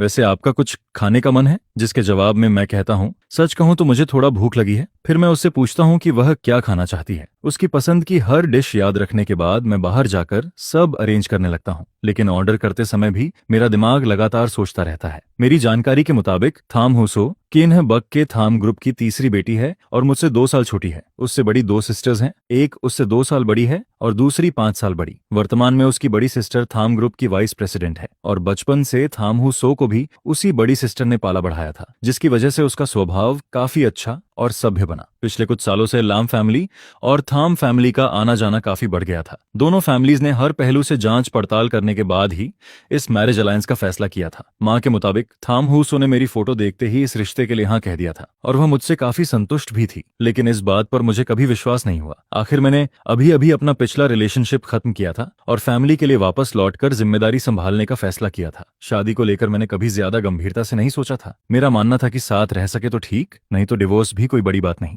जहां तक फर्स्ट साइट लव की बात है, मुझे तो ये बिल्कुल भी सच नहीं लगता था, लेकिन एक दोपहर साथ बिताने के बाद मेरा नजरिया थोड़ा बदलने लगता है। हालांकि हम अभी भी ज्यादा क्लोज नहीं थे, फिर भी छोटी छोटी बातों से मैं फील कर सकता था कि मेरी यह फियांस सच में बहुत अच्छी इंसान है। उसकी ब्यूटी की तो बात ही अलग थी, लेकिन उससे भी ज्यादा उसकी पर्सनैलिटी शानदार थी। वह जेंटल थी, काइंड थी, ऑर्गेनाइज्ड थी और हर काम बहुत ध्यान से करती थी। साथ ही वह लोगों की भावनाओं को भी अच्छी तरह समझती थी। कुल मिलाकर इस अचानक मिली फियांसे से मैं काफी संतुष्ट था और सिर्फ संतुष्ट ही नहीं बल्कि थोड़ा सरप्राइज भी था। लगता है इस बार मॉम डैड की नजर सच में काफी अच्छी निकली। उधर पूरी रात ड्रिंकिंग करने के बाद अगले दिन सुबह लियू न्यूयन की आंख खुलती है और जागते ही सबसे पहला काम वह फोन चेक करना करती है, लेकिन 10 घंटे से ज्यादा गुजर जाने के बाद भी चैट विंडो पूरी तरह खाली पड़ी होती है। यह देखकर लियू न्यूयन गुस्से में अपनी आंखें कई बार मलती है, फिर अचानक फोन उठाकर दीवार पर दे मारती है, जिसकी आवाज सुनकर वहां मौजूद सभी लोग जाग जाते हैं। सब उसकी तरफ देखते हैं और तुरंत समझ जाते हैं कि उसका मूड कितना खराब है। किसने सोचा था कि लाम एक्सुएन भी ऐसे हार्ड टू गेट वाले ट्रिक्स खेलेगा, जिस पर उसकी फ्रेंड्स जल्दी से उसे समझाने लगती हैं। चिंता मत करो न्यूयन, हम सब तुम्हारे साथ चलेंगे और उसे वापस मना लेंगे। बाकी लोग भी लगातार उसे दिलासा देते रहते हैं, जिससे उसका मूड थोड़ा बेहतर होने लगता है। इसके बाद पूरा ग्रुप होटल से निकलता है और सीधे एयरपोर्ट की तरफ रवाना हो जाता है। रास्ते में लियू न्यूयन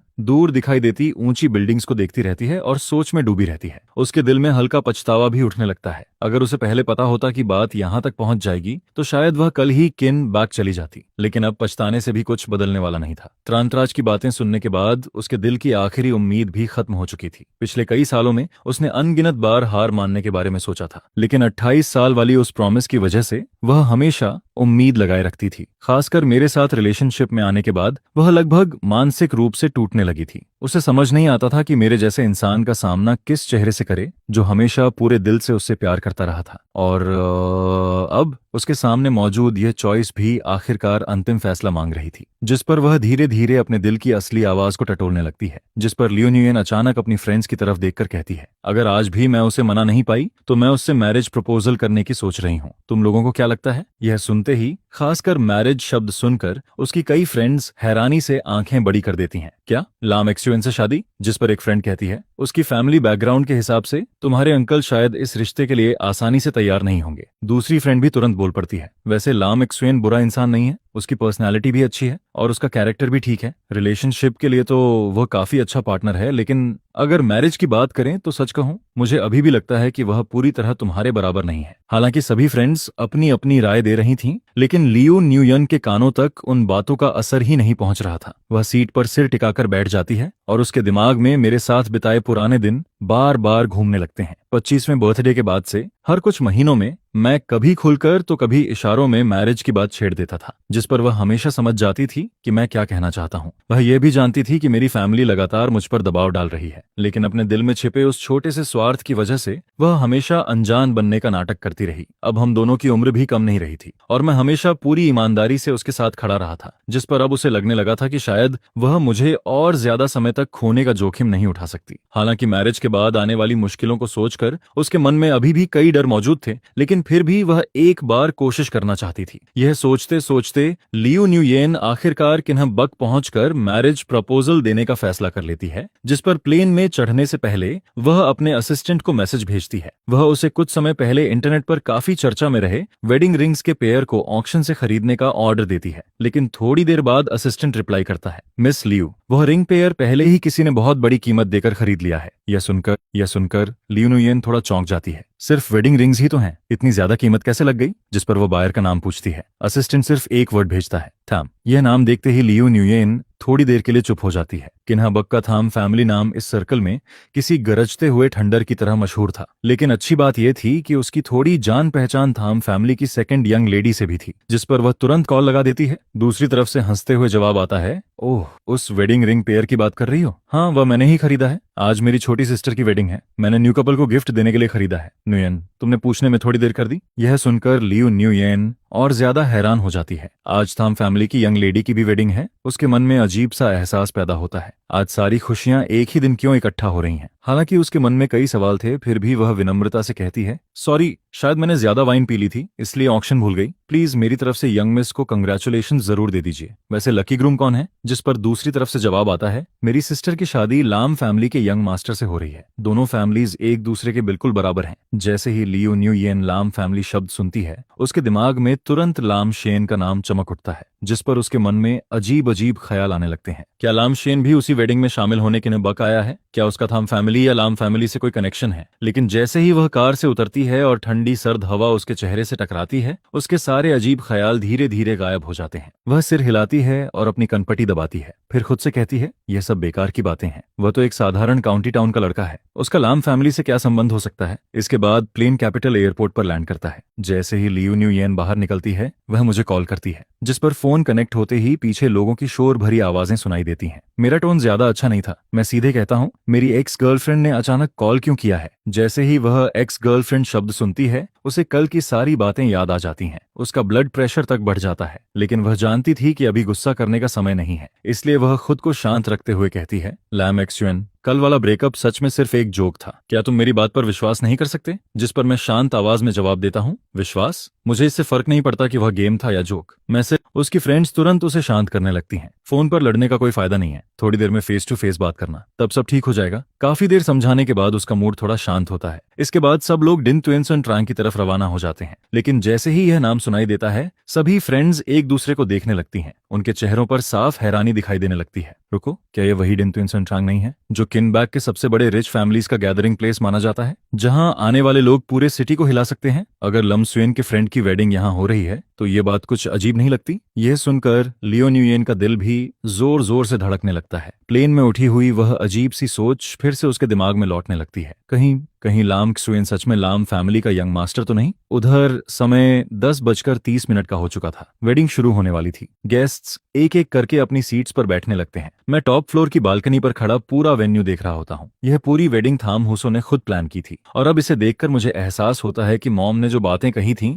वे शायद बढ़ा चढ़ाकर नहीं बल्कि कम करके बताई थीं। लैम फैमिली और थाम फैमिली के अलायंस की वजह से पूरे अपर सर्कल के बड़े बड़े लोग यहाँ पहुंचे थे। मेरे हिसाब से 700 या 800 गेस्ट्स काफी थे, लेकिन वेन्यू देखकर लगता था जैसे हजारों लोगों की तैयारी की गई हो। हालांकि धूप निकल आई थी, फिर भी विंटर का मौसम था, जिस पर गेस्ट्स को आराम देने के लिए चारों तरफ बड़े बड़े हीटिंग सिस्टम्स लगाए गए थे। वेडिंग स्टेज को सजाने के लिए यूरोप से एयर कार्गो द्वारा फ्रेश फ्लावर्स मंगवाए गए थे। इतना ही नहीं, वेडिंग गिफ्ट के रूप में हर गेस्ट को प्योर गोल्ड से बना लॉन्गिविटी लॉक भी दिया जा रहा था। इस पूरे आयोजन की लग्जरी देखकर यहाँ तक कि विदेश में पला बढ़ा मैं भी थोड़ा शॉक हो जाता हूँ। मैं हवा से बिखरे बाल ठीक करता हूँ और कुछ कहने ही वाला होता हूँ कि तभी थाम हुसो मेरे पास आ जाती है। बाहर ठंड है, अंदर चलिए। मैं सिर हिलाता हूँ और उसके साथ रूम में लौट आता हूँ, जिस पर वह मुझे एक हॉट कॉफी पकड़ा देती है। फिर कहती है, अभी थोड़ी देर पहले किसी ने कॉल करके पूछा कि वेडिंग वेन्यू कहाँ है, क्या वह आपका फ्रेंड है? जरूरत हो तो हम किसी को गेट पर भेज सकते हैं। यह सुनकर मैं तुरंत अपना फोन उठाता हूँ और कॉल लॉग चेक करता हूँ, लेकिन जैसे ही मैं नेम देखता हूँ, मेरे चेहरे पर अजीब सी मुस्कान आ जाती है। कॉल तंग यान का था, मतलब वह लोग किन्हा बक पहुंच चुके थे। जिस पर मैं हल्का सा मुस्कुराकर कहता हूँ, कोई जरूरत नहीं है, वे खुद रास्ता ढूंढ लेंगे। फिर मुझे अचानक कुछ याद आता है, वैसे आज यहाँ बहुत ज्यादा लोग हैं और मैंने सुना है कि पास वाली पहाड़ी पर कई रिपोर्टर्स और पापरात्सी छिपे हुए हैं, इसलिए सिक्योरिटी बढ़ा देना बेहतर होगा। कोई अनएक्सपेक्टेड सिचुएशन नहीं होनी चाहिए। जिस पर थाम हुसो बिना ज्यादा सोचे तुरंत एग्री कर जाती है। जाने से पहले वह वेडिंग रिंग मेरे हाथ में रख देती है। मैं उसके जाते हुए बैक व्यू को देखता हूँ और उसके रूम से बाहर निकलते ही मेरे चेहरे पर दबा हुआ स्माइल आखिर खुलकर सामने आ जाता है। लियू न्यूयेन मेरी वेडिंग में पहुंच चुकी थी। मैं सच में इमेजिन नहीं कर पा रहा था कि जब वह मुझे वेडिंग स्टेज पर देखेगी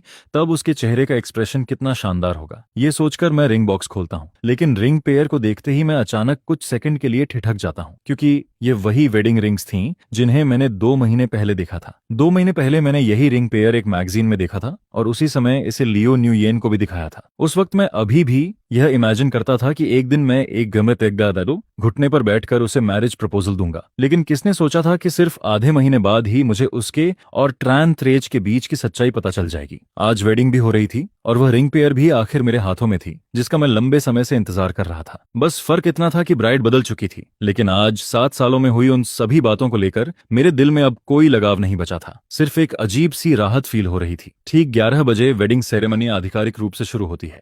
सभी गेस्ट्स की नजरों के बीच थाम हू सो के पिता उसका हाथ पकड़कर धीरे धीरे स्टेज की तरफ बढ़ते हैं और फिर उसे मेरे हाथों में सौंप देते हैं। इसके बाद सभी रिचुअल्स एक एक करके पूरे होते हैं और बहुत जल्द रिंग एक्सचेंज सेरेमनी का समय भी आ जाता है। मैं वेडिंग रिंग उठाता हूं और उसे थाम हू सो की उंगली में पहनाने ही वाला होता हूं कि तभी ऑडियंस की तरफ से अचानक भारी शोर सुनाई देता है, जिस पर मैं नीचे नजर डालता हूं और अगले ही पल लियो न्यूयेन दिखाई देती है। वह लगभग पागलों की तरह सिक्योरिटी गार्ड्स को धक्का देती हुई आगे बढ़ रही थी। उसकी आंखें सीधे स्टेज पर टिकी हुई थीं। उसके पीछे उसकी फ्रेंड्स भी भागती चली आ रही थीं और लगातार मेरा नाम पुकार रही थीं। यह अचानक हुई घटना पूरे वेन्यू का ध्यान अपनी तरफ खींच लेती है। सभी गेस्ट्स की नजरें अब स्टेज और ऑडियंस एरिया के बीच घूमने लगती हैं, लेकिन चारों तरफ मौजूद हैरान और उत्सुक निगाहों के बीच भी मैं पूरी तरह शांत खड़ा रहता हूं। फिर मैं लियो न्यूयन की तरफ देखता हूं। उसका चेहरा गुस्से से भरा हुआ था, जिस पर मैं धीरे से थाम हू सो की तरफ मुड़कर कहता हूं, सॉरी, यह शंघाई में मेरे पुराने फ्रेंड्स हैं। क्या सेरेमनी थोड़ी देर के लिए रोक सकते हैं? मुझे बस कुछ मिनट चाहिए ताकि मैं जाकर उन्हें शांत कर सकूं। यह सुनकर थाम हू सो कुछ सेकंड सोचती है, फिर धीरे से सिर हिला देती है, जिस पर मैं स्टाफ को रुकने का इशारा करता हूं। उधर सिक्योरिटी गार्ड्स पहले ही हंगामा करने वालों को कंट्रोल कर चुके थे। वे उन्हें बाहर ले जाने ही वाले थे कि मेरे इशारे पर रुक जाते हैं। शुरुआत से लेकर अब तक लियो न्यूयेन की नजरें सिर्फ मुझ पर टिकी हुई थीं। एक पल के लिए भी उसने मुझे देखना बंद नहीं किया था, और जब उसने मुझे ग्रूम सूट पहने पूरी शांति के साथ अपने सामने खड़ा देखा तो उसका गुस्सा पूरी तरह फूट पड़ता है। वह दांत भींच कर कहती है, तुमने कहा था कि तुम अपने फ्रेंड की वेडिंग अटेंड करने आए हो, तो वह फ्रेंड तुम खुद थे? उसकी बात सुनकर मुझे थोड़ा हंसी आ जाती है। मैं शांत स्वर में जवाब देता हूँ, आमतौर पर जब कोई कहता है कि उसका एक फ्रेंड है तो कई बार उसका मतलब खुद वही इंसान होता है। मेरी बात सुनते ही लियो न्यूयेन लगभग गुस्से से बेहोश होने वाली हालत में पहुंच जाती है। जब वह दोबारा आंखें खोलती है तो उनमें सिर्फ जलता हुआ गुस्सा दिखाई देता है। वह जोर से पूछती है, तो यह वजह थी? तुम चुपचाप किसी और से शादी कर रहे थे? जिस पर मैं हल्के से भौं उठाता हूँ। चुपचाप? मेरी वेडिंग की खबर इंटरनेट पर 1 महीने से ज्यादा समय से घूम रही है। लियो न्यूयेन, क्या तुम ऑनलाइन नहीं जाती? यह सुनते ही लियो न्यूयेन अचानक कुछ याद करती है। उसकी नजर तुरंत थाम हू सो पर चली जाती है, और जैसे ही वह उसका चेहरा ध्यान से देखती है उसका पूरा शरीर कांप उठता है, क्योंकि थाम हू सो का चेहरा उसकी बड़ी बहन थाम वान से काफी मिलता जुलता था। अगले ही पल उसकी आंखें फैल जाती हैं, उसके होंठ कांपने लगते हैं और चेहरे पर अविश्वास साफ दिखाई देने लगता है। थाम हू सो, उसका हस्बैंड लाम शुएन। उधर तांग यान और बाकी लोग भी आखिर सच्चाई समझ जाते हैं। वे सभी अवाक रह जाते हैं। फिर किसी के मुंह से अनायास निकलता है, लैम एक्सुएन, तुम किन्ह बक्के लैम फैमिली से हो? जिस पर मैं उनकी तरफ देखता हूँ और बेहद धैर्य से अपना परिचय देता हूँ, और सटीक शब्दों में कहूँ तो मैं किन बक लम ग्रुप का अगला सक्सेसर हूँ, मिस्टर लम नाउथियन और मिसेज दिएप्तुअन का इकलौता बेटा, और थमहू सो का हस्बैंड। अब भी मेरी आइडेंटिटी को लेकर किसी को कोई डाउट है? मेरे मुंह से निकला हर टाइटल उन 6 लोगों को पूरी तरह चुप करा देता है। शंघाई में भले ही ये यंग लेडीज काफी प्रभावशाली मानी जाती थीं, लेकिन यह किन्ह बक था, देश की राजधानी, और यहाँ लाम फैमिली तथा थाम फैमिली के सामने उनका स्टेटस सच में बहुत छोटा था। काफी देर तक सन्नाटा छाया रहता है। फिर आखिरकार लियो न्यूयेन भारी आवाज में वह सवाल पूछती है जो उसके लिए सबसे ज्यादा मायने रखता था, पहले तुमने कभी यह बात क्यों नहीं बताई? जिस पर मैं शांत नजरों से उसे देखता हूँ। क्या तुमने भी मुझसे बहुत सी बातें नहीं छिपाई? जैसे वह 28 ईयर्स वाली प्रॉमिस। मेरे मुंह से यह सुनते ही लियो न्यूयन का चेहरा पूरी तरह सफेद पड़ जाता है। वह तुरंत घबरा जाती है और जल्दी जल्दी समझाने लगती है, मैं एक्सप्लेन कर सकती हूँ लमसुएन, मैंने ट्रांट्राज को कभी पूरी तरह नहीं भुलाया था, लेकिन पिछले 7 सालों में वह अपनी बात पूरी भी नहीं कर पाती, क्योंकि तभी पूरे समय शांत खड़ी थाम हू सो अचानक बोल पड़ती है। वह सीधे सिक्योरिटी की तरफ देखकर कहती है, उन्हें नीचे ले जाइए। इसके बाद वह मेरा हाथ पकड़ लेती है और बेहद कोमल आवाज में मुझसे कहती है, अभी इस मामले को हैंडल करने का सही समय नहीं है। लैम एक्सुएन, वेडिंग खत्म होने के बाद हम तुम्हारे फ्रेंड्स को अलग से डिनर पर इनवाइट कर सकते हैं, लेकिन गेस्ट्स को ज्यादा देर इंतजार नहीं करवाना चाहिए। उसकी बात सुनकर मैं सच में थोड़ा हैरान रह जाता हूँ। मैंने उम्मीद नहीं की थी कि इतने महत्वपूर्ण मोमेंट पर वह इतनी निर्णायक और मैच्योर होगी। हालांकि मेरे मन में अभी भी कई सवाल थे, लेकिन यह उन्हें पूछने का समय नहीं था, जिस पर मैं सिर हिलाकर उसकी बात मान लेता हूँ। इसके बाद थाम हू सो मेरा हाथ पकड़ती है और हम दोनों वापस स्टेज के सेंटर की तरफ लौट जाते हैं। फिर म्यूजिक दोबारा बजना शुरू होता है। चारों तरफ से ब्लेसिंग्स और अप्लॉज की आवाजें गूंजने लगती हैं, और उसी माहौल में ब्राइड और ग्रूम आखिर रिंग एक्सचेंज सेरेमनी पूरी कर लेते हैं। इसके बाद बुके टॉस का मोमेंट आता है। आसमान से फूलों की पंखुड़ियां, सफेद फेदर और चमकती हुई रिबन्स गिरने लगती हैं। हल्की धूप थामहुसो के चेहरे पर पड़ती है, जिससे उसका खूबसूरत और नाजुक चेहरा और भी ज्यादा चमकने लगता है। मैं उसकी तरफ देखता हूँ, फिर पीछे मुड़कर नहीं देखता और अपने फ्यूचर की तरफ बढ़ जाता हूँ।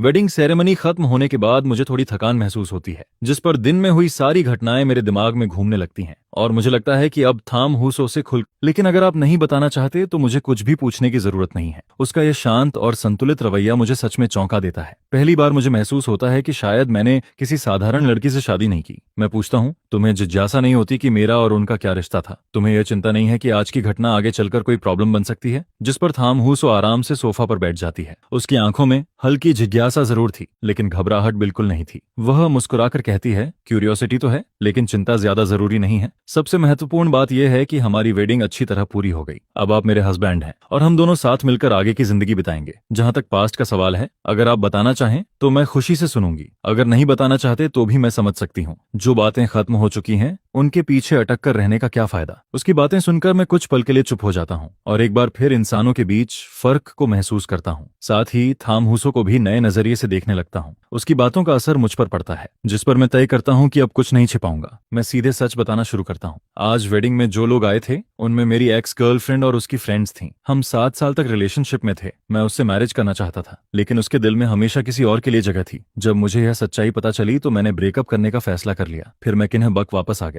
उसी समय मॉम डैड लगातार मैरिज के लिए दबाव डाल रहे थे और मैंने भी बिना ज्यादा सोचे इस रिश्ते के लिए हाँ कह दी। कल ही हमारा ऑफिशियल ब्रेकअप हुआ है। उसे ये नहीं पता था कि मैं लाम फैमिली से हूँ, इसीलिए वह आज वेडिंग वेन्यू तक पहुंचकर हंगामा करने आ गई। यह कहकर मैं उसकी प्रतिक्रिया देखने लगता हूँ। जोंग के चेहरे पर एक बहुत ही सटल एक्सप्रेशन दिखाई देता है। कल ही ब्रेकअप हुआ था और आज शादी हो गई, क्या ये थोड़ा ज्यादा जल्दी नहीं है? जिस पर मैं हल्की मुस्कान के साथ कहती हूँ, शायद थोड़ा जल्दी है, लेकिन हम दोनों सिर्फ बिजनेस मैरिज में हैं। बस बाहर वालों की नजर में एक स्टेबल हस्बैंड वाइफ रिलेशनशिप बनाए रखना है ना? यह सुनकर मेरे चेहरे पर भरा हुआ कॉन्फिडेंस देखकर शेन यूचू के होंठों के कोने हल्के से ऊपर उठते हैं। जिस पर वो पूछती है, तो तुम्हें फर्क नहीं पड़ता कि तुम्हारा मैरिज पार्टनर कैसा इंसान है? जिसके जवाब में मैं आराम से कहता हूँ, ज्यादा फर्क नहीं पड़ता, मैं तो बस जल्द से जल्द लिन ग्रुप इनहेरिट करना चाहता हूँ। यह सुनते ही शेन यूचू का दिल जोर से धड़कता है। वह काफी देर तक मुझे देखती रहती है, जिसके बाद धीरे से सिर हिला देती है। वहीं दूसरी तरफ लियू रोयान को गार्ड्स कई 100 मीटर दूर तक घसीट कर ले गए थे। उसने अपनी पूरी जिंदगी में कभी ऐसी बेइज्जती नहीं झेली थी। उसकी बेस्ट फ्रेंड्स की हालत भी उससे बेहतर नहीं थी। कुछ लोगों को विला के बाहर फेंक दिया गया था, जहां गुस्से से भरे दर्जनों गार्ड्स खड़े थे,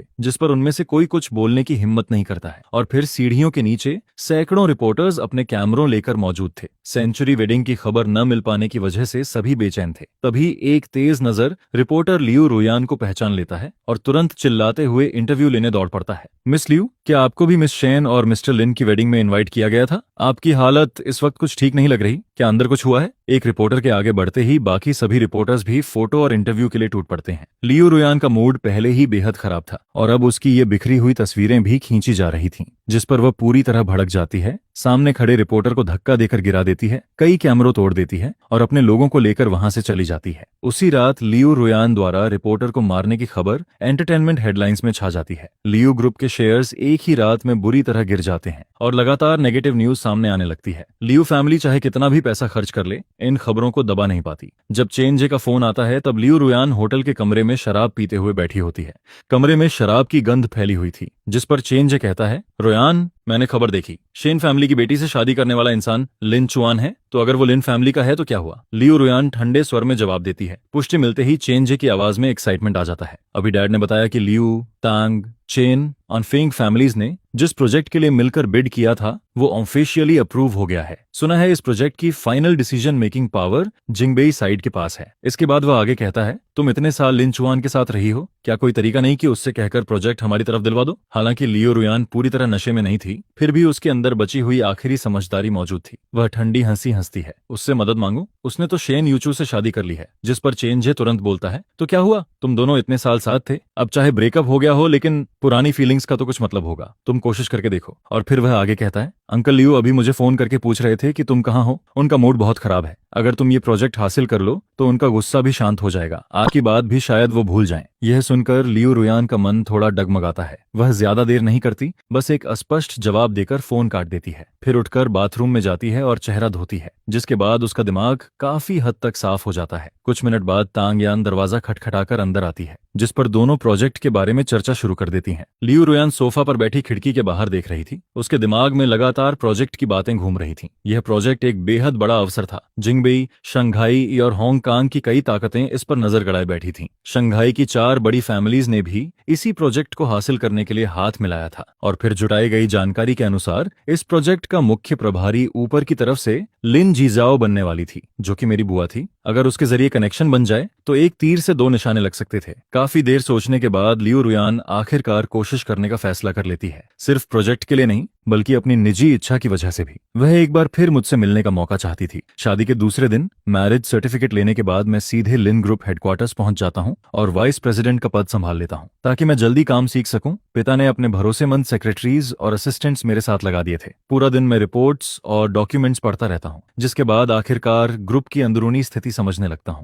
जब मैं होश में आता हूं तब तक बाहर पूरी तरह अंधेरा हो चुका था। रात के 8 बज चुके थे और पूरी बिल्डिंग में सिर्फ मेरे ऑफिस की लाइट्स जल रही थीं, जिस पर मैं हैरानी से पूछता हूं, तुम यहाँ कैसे? शेन यूचू हल्के से मुस्कुराती है। उसकी आवाज में थोड़ी बेबसी थी। आज हमारी शादी का दूसरा दिन है। नियम के हिसाब से तो मुझे अभी छुट्टी पर होना चाहिए। ये सुनते ही मुझे सुबह सिविल अफेयर्स ब्यूरो से निकलते समय की बात याद आती है। जब मैंने कहा था कि मुझे कंपनी जाना है, तब शेन यूचू के चेहरे पर जो सटल एक्सप्रेशन था, अब जाकर उसका मतलब समझ आता है। मैं थोड़ा शर्मिंदा होकर कहता हूँ, पहली बार शादी की है, एक्सपीरियंस नहीं है। ये बात ही भूल गया था। इसके बाद मैं आगे कहता हूँ, लेकिन हनीमून जैसी चीजें तो आम कपल्स के लिए होती हैं। हम तो सिर्फ बिजनेस मैरिज में हैं, शायद सेलिब्रेट करने की जरूरत नहीं है। यह सुनकर शेन यूचू की आंखों में एक पल के लिए निराशा झलकती है, लेकिन वह तुरंत खुद को संभाल लेती है। अगर तुम बिजी हो तो हनीमून नहीं भी चलेगा, लेकिन अब हम शादीशुदा हैं। कम से कम एक बिजी वाइस प्रेसिडेंट अपनी वाइफ के साथ डिनर तो कर सकता है ना? उसकी टीजिंग भरी आवाज सुनकर मैं भी मुस्कुरा देता हूँ और खुशी से हामी भर देता हूँ। इसके बाद हम दोनों कार में बैठ जाते हैं। डिनर एक बहुत फेमस वेस्टर्न रेस्टोरेंट में रखा गया था। डिनर टाइम होने की वजह से हम थोड़े लेट पहुंचे थे। सभी प्राइवेट रूम्स पहले से फुल थे। मैं काफी भूखा था, इसलिए ज्यादा सोचने का मन नहीं था। शेन यूचू की अनुमति मिलने के बाद मैंने हॉल में खिड़की के पास वाली सीट चुन ली। मेन्यू मिलने पर शेन यूचू उसे सीधे मेरे हाथ में देती है और रेस्टोरेंट के कुछ स्पेशल डिशेज रिकमेंड करती है। उसकी सलाह पर मैं 4-5 पसंदीदा डिशेज ऑर्डर कर देता हूँ और मेन्यू वापस उसे दे देता हूँ। लेकिन शेन यूचू कुछ भी एक्स्ट्रा ऑन ऑर्डर नहीं करती, जिस पर मैं पूछता हूँ, सच में कुछ और नहीं लोगी? वह मुस्कुराकर कहती है, मेरा टेस्ट शायद थोड़ा अलग है, जरूरी नहीं कि तुम्हें पसंद आए। जिस पर मैं सिर हिलाकर मुस्कुरा देता हूँ। अब हम हस्बैंड वाइफ हैं, आगे हर दिन एक ही टेबल पर खाना खाने वाले हैं। जो चीजें तुम्हें पसंद हैं उन्हें मुझे भी धीरे धीरे ट्राई करना चाहिए, आदत पड़ जाएगी। यह सुनकर शेन यूचू हल्का सा हंस देती है। हमने शादी की है, खुद को बेचा नहीं है। खाना खाते वक्त अभी भी अपनी पसंद चुन सकते हैं। तुम्हें इतना सोचने की जरूरत नहीं। जो भी बात हो सीधे कह देना, हम दोनों मिलकर डिस्कस कर सकते हैं। जिस पर मैं तुरंत पूछता हूँ, हर बात डिस्कस की जा सकती है? बिल्कुल। तो हनीमून कैंसिल न करने वाली बात भी डिस्कस की जा सकती है? मेरे गंभीर चेहरे को देखकर शेन यूचू को लगा था कि मैं कोई बड़ी मांग रखने वाला हूँ, लेकिन जब उसने हनीमून की बात सुनी तो वह साफ तौर पर चौंक जाती है। तुम सच में हनीमून पर जाना चाहते हो? मैं सिर हिलाकर कहता हूँ, इस वेडिंग की तैयारी में काफी समय से व्यस्त था, अब थोड़ा आराम करना चाहता हूँ। और दोनों फैमिलीज के एल्डर्स भी चाहते हैं कि हम जल्दी अपनी मैरिड लाइफ स्टेबलाइज करें। मुझे लगता है हनीमून इसके लिए एक अच्छा मौका है। जिस पर शेन यूचू चुपचाप मेरी तरफ देखती रहती है। यह सुनकर मुझे थोड़ा हैरानी होती है। उसकी आवाज इतनी सिंसियर थी कि मैंने पहले से जो बहाने सोच रखे थे वो सब गले में ही अटक जाते हैं। सच कहूं तो शेन यूचू एक बहुत अच्छी वाइफ है। वह हर समय मेरी राय का सम्मान करती है। जहां तक हनीमून की बात है, मेरे लिए उसका होना या ना होना कोई बड़ी बात नहीं थी और मैं भी किसी छोटी सी बात की वजह से उसे दुखी नहीं करना चाहता था। जिस पर मैं आखिरकार हामी भर देता हूँ। मेरे मुंह से हाँ सुनते ही शेन यूचू के चेहरे की मुस्कान और भी चमक उठती है। तो फिर जब तुम्हारा ये बिजी पीरियड खत्म हो जाएगा और तुम्हें समय मिलेगा, तब मैं सब अरेंज कर दूंगा। वहीं दूसरी तरफ लियो रुयान पूरे दिन लिन ग्रुप के नीचे मेरा इंतजार करती रहती है, जिसके बाद जाकर उसे मैं दिखाई देता हूँ। वह मेरा पीछा करते हुए रेस्टोरेंट तक पहुंचती है और अकेले में मुझसे मिलने का मौका ढूंढती रहती है, लेकिन पूरी शाम मैं अपनी जगह से उठा ही नहीं। शेन यूचू के साथ मेरी हंसी मजाक और बातचीत का हर दृश्य उसके दिल में कांटे की तरह चुभता जा रहा था। टेबल पर रखा खाना 2 घंटे पहले आ चुका था, लेकिन उसने एक निवाला तक नहीं खाया। उसकी नजर बस लगातार मेरे चेहरे पर टिकी हुई थी, जो इस वक्त शेन यूचू के साथ मुस्कुरा रहा था। काफी देर बाद जब मैं वॉशरूम जाने के लिए उठता हूँ, तब लियू रुयान जल्दी से मेरे पीछे आ जाती है और हॉलवे में मुझे रोक लेती है। रिंचुआन, तुमने शेन यूचू से शादी करने के लिए हाँ क्यों की? मैं पीछे मुड़कर देखता हूँ। मेरी आंखों में हल्की हैरानी झलकती है। अगर मुझे सही याद है तो हमारा ब्रेकअप हो चुका है, फिर मेरी शादी का तुमसे क्या संबंध है?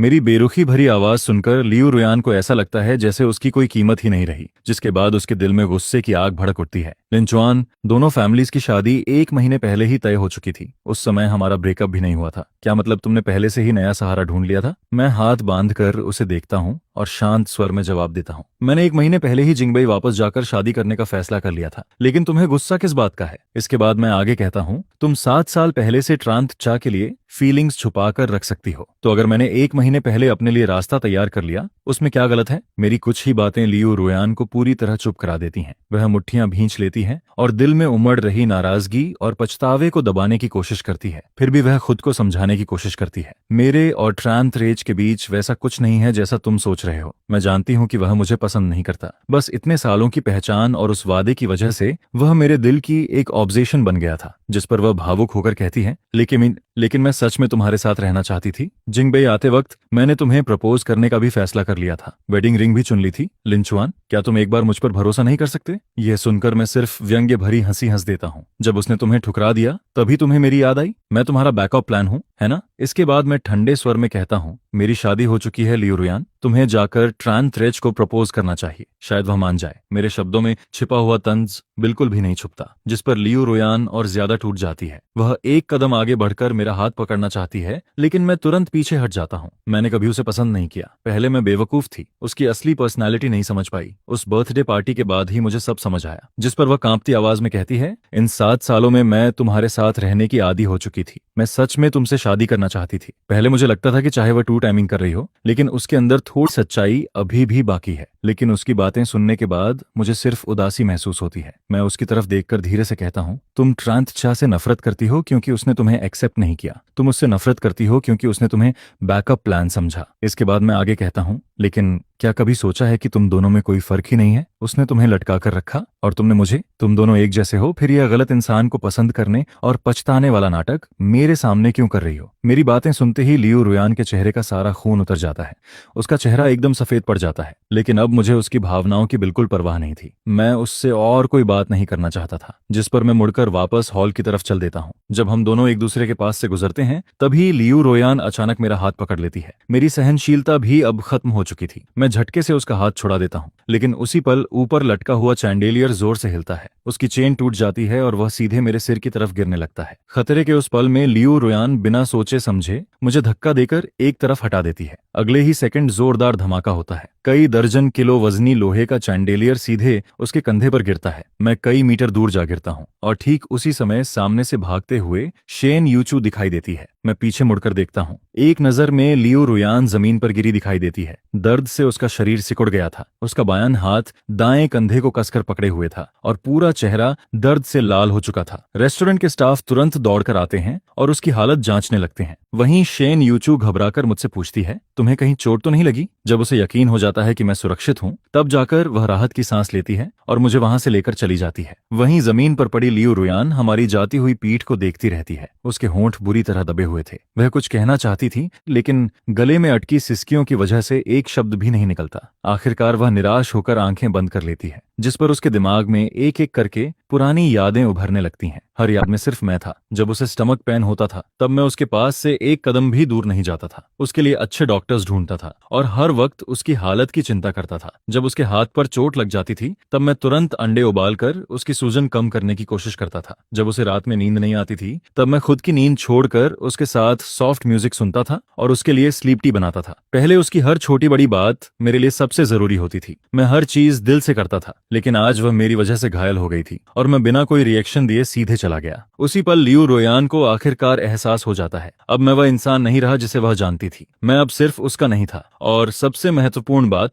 मैं अब उससे प्यार भी नहीं करता था। घर लौटने के बाद मेरा मन धीरे धीरे शांत होता है। मैं सोफा पर बैठकर गर्म चाय पीता हूँ और कुछ देर पहले की घटना याद करके अब भी थोड़ा घबरा जाता हूँ। मैं शेन यूचू से इस बारे में बात करना चाहता था, लेकिन तभी मेरी नजर उस पर पड़ती है। वह मेडिकल किट लेकर मेरे सामने घुटनों के बल बैठ गई थी, जिस पर मैं हैरान होकर पूछता हूँ, मुझे तो कोई चोट नहीं लगी, फिर ये मेडिकल किट क्यों लाई हो? शेन यूचू बिना जवाब दिए सिर्फ मेरे टखने की तरफ इशारा करती है। मैं उसकी नजर का पीछा करता हूँ और तभी ध्यान जाता है कि एडी के पास कांच के टुकड़े से हल्की सी स्किन छिल गई थी। शेन यूचू कॉटन स्वैब पर अल्कोहल लगाती है और धीरे से कहती है, थोड़ा दर्द हो सकता है। इतनी छोटी चोट पर मैं आमतौर पर ध्यान भी नहीं देता, इसलिए उसे इतना परेशान देखकर मुझे थोड़ा संकोच होता है। इतनी छोटी सी चोट है, ट्रीटमेंट न भी करो तो कोई बात नहीं, ज्यादा चिंता मत करो। मैं ऐसा कह तो देता हूँ, लेकिन जैसे ही अल्कोहल घाव को छूती है मेरे मुंह से तुरंत ठंडी सांस निकल जाती है, जिस पर शेन यूचू हल्का सा मुस्कुरा देती है। घाव डिसइंफेक्ट करने के बाद वह बैंडेज लगाती है और धीरे से कहती है, थोड़ी देर बाद मैं किसी से वाटरप्रूफ बैंडेज भेजने के लिए कह दूंगा। अगले 2 दिनों तक नहाते वक्त उसे लगा लेना। थोड़ा ध्यान रखना,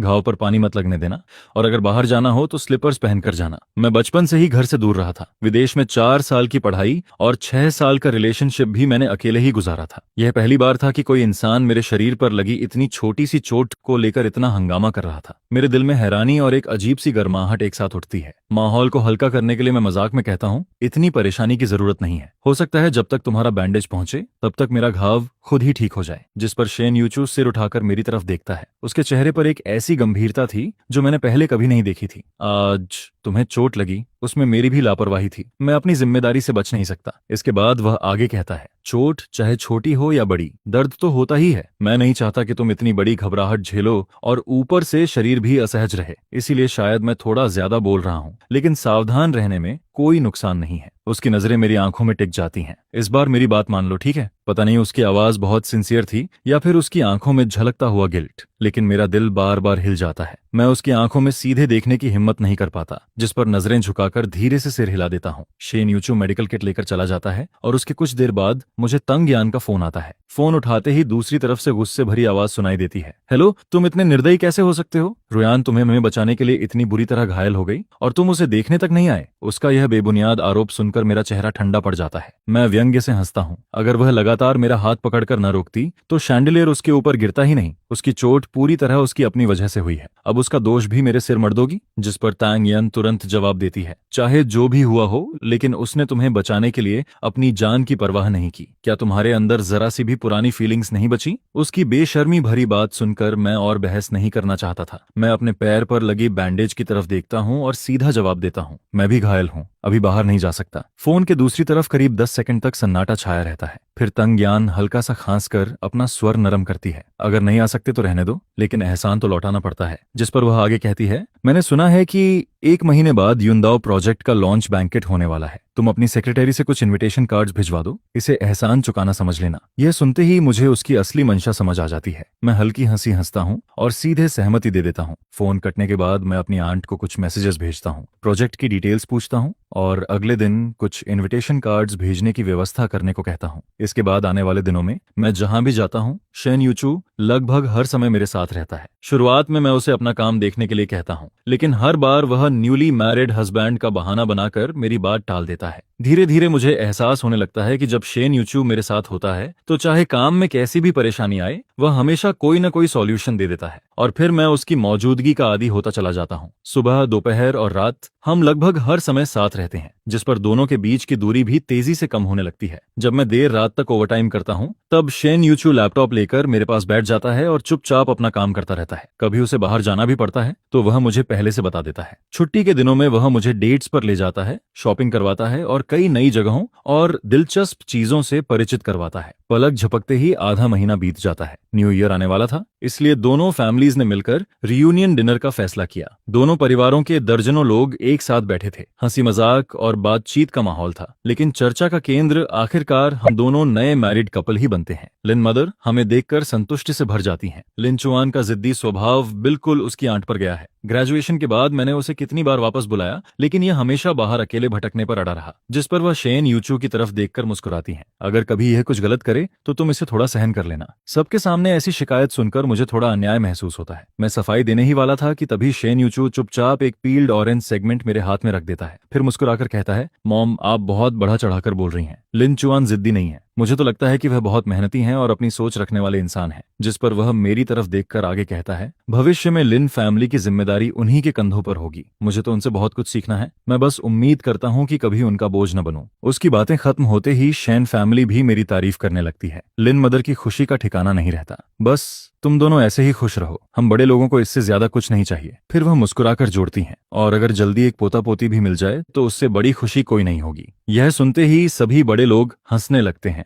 और हमें छेड़ना शुरू कर देते हैं, जिस पर मेरे कान तुरंत लाल हो जाते हैं। शैन यूचू मेरी शर्मिंदगी नोटिस कर लेता है। वह जल्दी से कोई बहाना बनाता है और मुझे लेकर गार्डन में निकल आता है। सर्दियों की ठंडी हवा चेहरे पर लगती है, तब जाकर मेरा चेहरा धीरे धीरे सामान्य होता है। शेन यूचू के होंठों पर हल्की मुस्कान उभरती है। वह जानबूझकर टॉपिक बदल देता है। कल उस बैंक्वेट में तुम भी जा रहे हो? हाँ बिल्कुल, मैं मुस्कुराकर जवाब देता हूँ। इनविटेशन कार्ड मैंने खुद भेजा था। मुझे जाकर लियू रुयान पर नजर रखनी है, साथ ही यह भी देखना है कि आखिर वह क्या प्लानिंग कर रही है। इसके बाद मैं मजाक में कहता हूँ, वैसे अगर एक्स्ट्रा इनविटेशन कार्ड बचा हो तो तुम्हें भी एक दे सकता हूँ। यह सुनकर शेन यूचू मुझे हैरानी से देखता है। यह प्रोजेक्ट काफी बड़ा है, लेकिन क्या तुम और बिग सिस्टर हाल ही में युआनचुआन प्रोजेक्ट में बिजी नहीं हो? ऐसे महत्वपूर्ण समय में भी जानकारी इकट्ठा करने जाना चाहते हो? मैं समझ जाता हूँ कि वह मजाक कर रहा है, जिस पर वह आंखें झपकाते हुए मुस्कुराता है। बिल्कुल नहीं, मुझे प्रोजेक्ट में कोई दिलचस्पी नहीं है। बस न्यू ईयर पर ज्यादा काम नहीं है, इसलिए तुम्हारे साथ घूमने का बहाना ढूंढ रहा हूँ। उसकी बात सुनकर मैं समझदारी भरी मुस्कान के साथ सिर हिला देता हूँ। मेरे पास सच में सिर्फ एक इनविटेशन कार्ड बचा था, इसलिए मैं उसे साथ लेकर नीचे अपनी आंट के पास चला जाता हूँ। युंडा प्रोजेक्ट का बैंक्वेट जिंगबेई के सबसे बड़े होटल में आयोजित किया गया था। शाम के 7 बजे प्रोजेक्ट डायरेक्टर धीरे धीरे स्टेज पर आता है और बैंक्वेट की ऑफिशियल ओपनिंग अनाउंस करता है। लेकिन लिन फैमिली की कार रास्ते में ट्रैफिक जाम में फंस जाती है, जिस पर हमें वहां पहुंचने में करीब आधा घंटा देर हो जाती है। जैसे ही हम हॉल का दरवाजा खोलते हैं, बाहर इंतजार कर रहे कई लोग तुरंत हमारी तरफ बढ़ाते हैं। इतने लोगों को देखकर मेरा वहां फंसने का बिल्कुल मन नहीं था, जिस पर मैं शेन यूचू का हाथ पकड़ता हूँ, भीड़ से बचकर अंदर चला जाता हूँ। हम दोनों यहाँ नेटवर्किंग करने नहीं आए थे, इसीलिए आराम से हॉल में घूमते हैं, स्वादिष्ट खाना खाते हैं और वाइन एंजॉय करते हैं। दूसरी मंजिल की बालकनी पर खड़ी लियू रुयान शैंपेन का ग्लास पकड़े हुए थी, और जैसे ही उसकी नजर नीचे पड़ती है, वह तुरंत मुझे देख लेती है। पिछले 1 महीने में उसने खुद को बहुत समझाने की कोशिश की थी। वह खुद को बार बार समझाती रही कि अब मेरे लिए उसके दिल में कोई उम्मीद नहीं बची है। मैं लिन फैमिली का सदस्य था और साथ ही शेन यूचू के साथ मेरा मैरिज अलायंस भी था। दोनों में से किसी को भी नाराज करने की उसकी हैसियत नहीं थी, इसलिए वह लगातार खुद को अतीत छोड़ने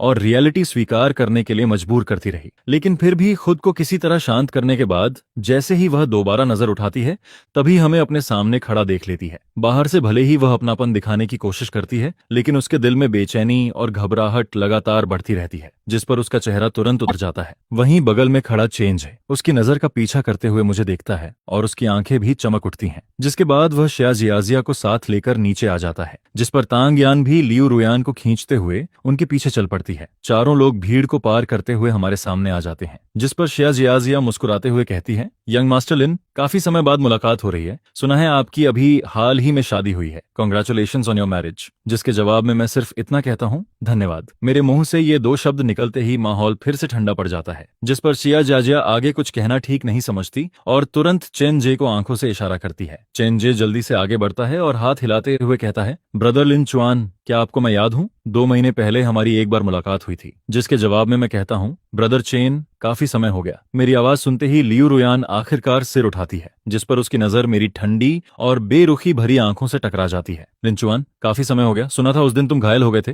अब कैसे हो? जिस पर मैं हल्की मुस्कान के साथ कहता हूँ, तुम्हारी दुआ से मैं अब बिल्कुल ठीक हूँ। मेरे इस अर्थपूर्ण जवाब को सुनकर लियू रुयान का दिल कांप उठता है, जिस पर उसके चेहरे पर अपराध बोध साफ दिखाई देने लगता है। वह कुछ समझाना चाहती है, लेकिन उसके मुंह से शब्द निकल पाते उससे पहले ही शेन यूचू बीच में बोल पड़ती है, मैं और लिन चुआन साथ में यहाँ आए हैं, लेकिन मुझे उम्मीद नहीं थी कि मिस जियाजिया भी यहाँ मिल जाएंगी। न्यू ईयर के समय इतनी दूर से जिंगबेई आने की कोई खास वजह है क्या? यह सुनते ही तंग यान जल्दी से शाह जियाजिया की बाह में कोहनी मारती है। इशारा साफ था कि यही मौका है, जिस पर शाह जियाजिया तुरंत कहती हैं, हमारे परिवारों को भी युंडो प्रोजेक्ट में काफी दिलचस्पी है, इसलिए हम यहाँ आकर इसे करीब से देखना चाहते थे। सुना है कि लिन चुआन की आंट ही इस प्रोजेक्ट की हेड है। यूचू, क्या हमारी पुरानी जान पहचान की खातिर आप उनसे हमारा परिचय करवा सकती हैं? शेन यूचू तुरंत जवाब नहीं देती, बल्कि मेरी तरफ देखती है। वह साफ तौर पर मेरी राय पूछ रही होती है, जिस पर हमारी नजरें मिलती हैं और मैं हल्के से सिर हिला देता हूँ। इसके बाद शेन यूचू कहती है, मैं भी मदद करना चाहती हूँ, लेकिन जैसा कि आप लोग देख ही रहे हैं, मेरी आंट अभी बहुत व्यस्त हैं, फिलहाल उनसे मिलवाना आसान नहीं है। तीनों लोग एक दूसरे को देखते हैं और तुरंत समझ जाते हैं कि यह सीधा इनकार है, जिस पर वे और ज्यादा दबाव नहीं डालते, कुछ औपचारिक बातें करके वहां से चले जाते हैं। लेकिन लियू रुयान अब भी वहीं खड़ी रहती है। उसकी नजर लगातार मुझ पर टिकी रहती है, जैसे वह कुछ कहना चाहती हो लेकिन कह नहीं पा रही हो। मैं उसे बिल्कुल इग्नोर करता हूँ और शेन यूचू का हाथ पकड़कर वहां से निकल जाता हूँ, जिस पर वह किसी खोई हुई इंसान की तरह हमारे पीछे पीछे चलने लगती है।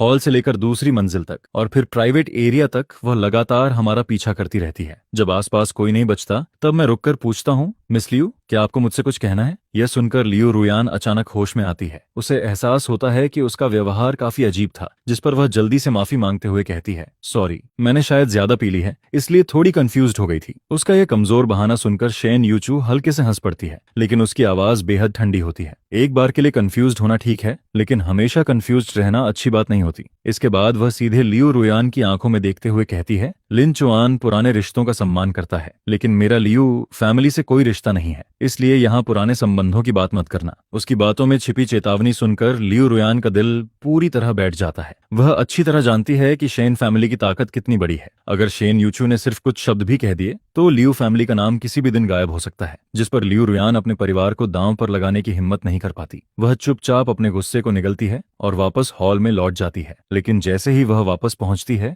वहां से ऊंची आवाज सुनाई देती है, प्रेसिडेंट लिन, आपका भतीजा चाहे हमें सम्मान न दे, लेकिन कम से कम आपकी इज्जत की खातिर तो हमारे साथ एक ड्रिंक ले सकते हैं। यह सुनते ही मेरे चेहरे का रंग बदल जाता है। हालांकि मुझे नहीं पता था कि अंदर क्या हुआ है, लेकिन सिर्फ यही एक लाइन सुनकर ही मुझे समझ आ जाता है कि मामला बिगड़ चुका है, जिस पर मैं तुरंत अंदर की तरफ दौड़ पड़ता हूँ। भीड़ को चीरते हुए हॉल के बीचों बीच पहुंचता हूँ, लेकिन प्रेसिडेंट लिन, सॉरी, ये शब्द मेरे मुंह से निकलते उससे पहले ही सब कुछ खत्म हो चुका होता है, क्योंकि उसी समय आंट अपना फोन निकालकर सिक्योरिटी को बुला लेती हैं, जिस पर पूरे हॉल में सन्नाटा छा जाता है। बाकी मेहमान तमाशा देखने वाली निगाहों से उन चारों लोगों को देखने लगते हैं जिनके चेहरे अब पूरी तरह सफेद पड़ चुके होते हैं। इसके बाद आंट सख्त आवाज में कहती हैं, आज युंडो प्रोजेक्ट की लॉन्च पार्टी है, कोई बैकडोर एंट्री का स्थान नहीं। आप लोगों को इनविटेशन मिला है तो कृपया शांति से प्रेजेंटेशन सुनिए, लॉन्च इवेंट शुरू होने वाला है। वह आगे कहती हैं, अगर कोई शॉर्टकट लेकर फायदा उठाने की कोशिश करेगा तो उसे बाहर निकाल दिया जाएगा, और तब मुझे मत कहना कि मैंने इज्जत नहीं रखी। कुछ ही देर में 10 से ज्यादा सिक्योरिटी गार्ड्स उन चारों को बाहर ले जाते हैं और ठीक उसी समय मैं शेन यूचू के साथ वापस पहुंचता हूं। हम दोनों दरवाजे पर खड़े होकर उन्हें दूर जाते हुए देखते रहते हैं, जिस पर हमारी नजरें एक दूसरे से मिलती हैं और दोनों की आंखों में मुस्कान दिखाई देने लगती है। इसी बीच हॉल के अंदर से होस्ट की आवाज सुनाई देती है, जिससे साफ हो जाता है कि प्रोजेक्ट कॉन्फ्रेंस शुरू होने वाली है।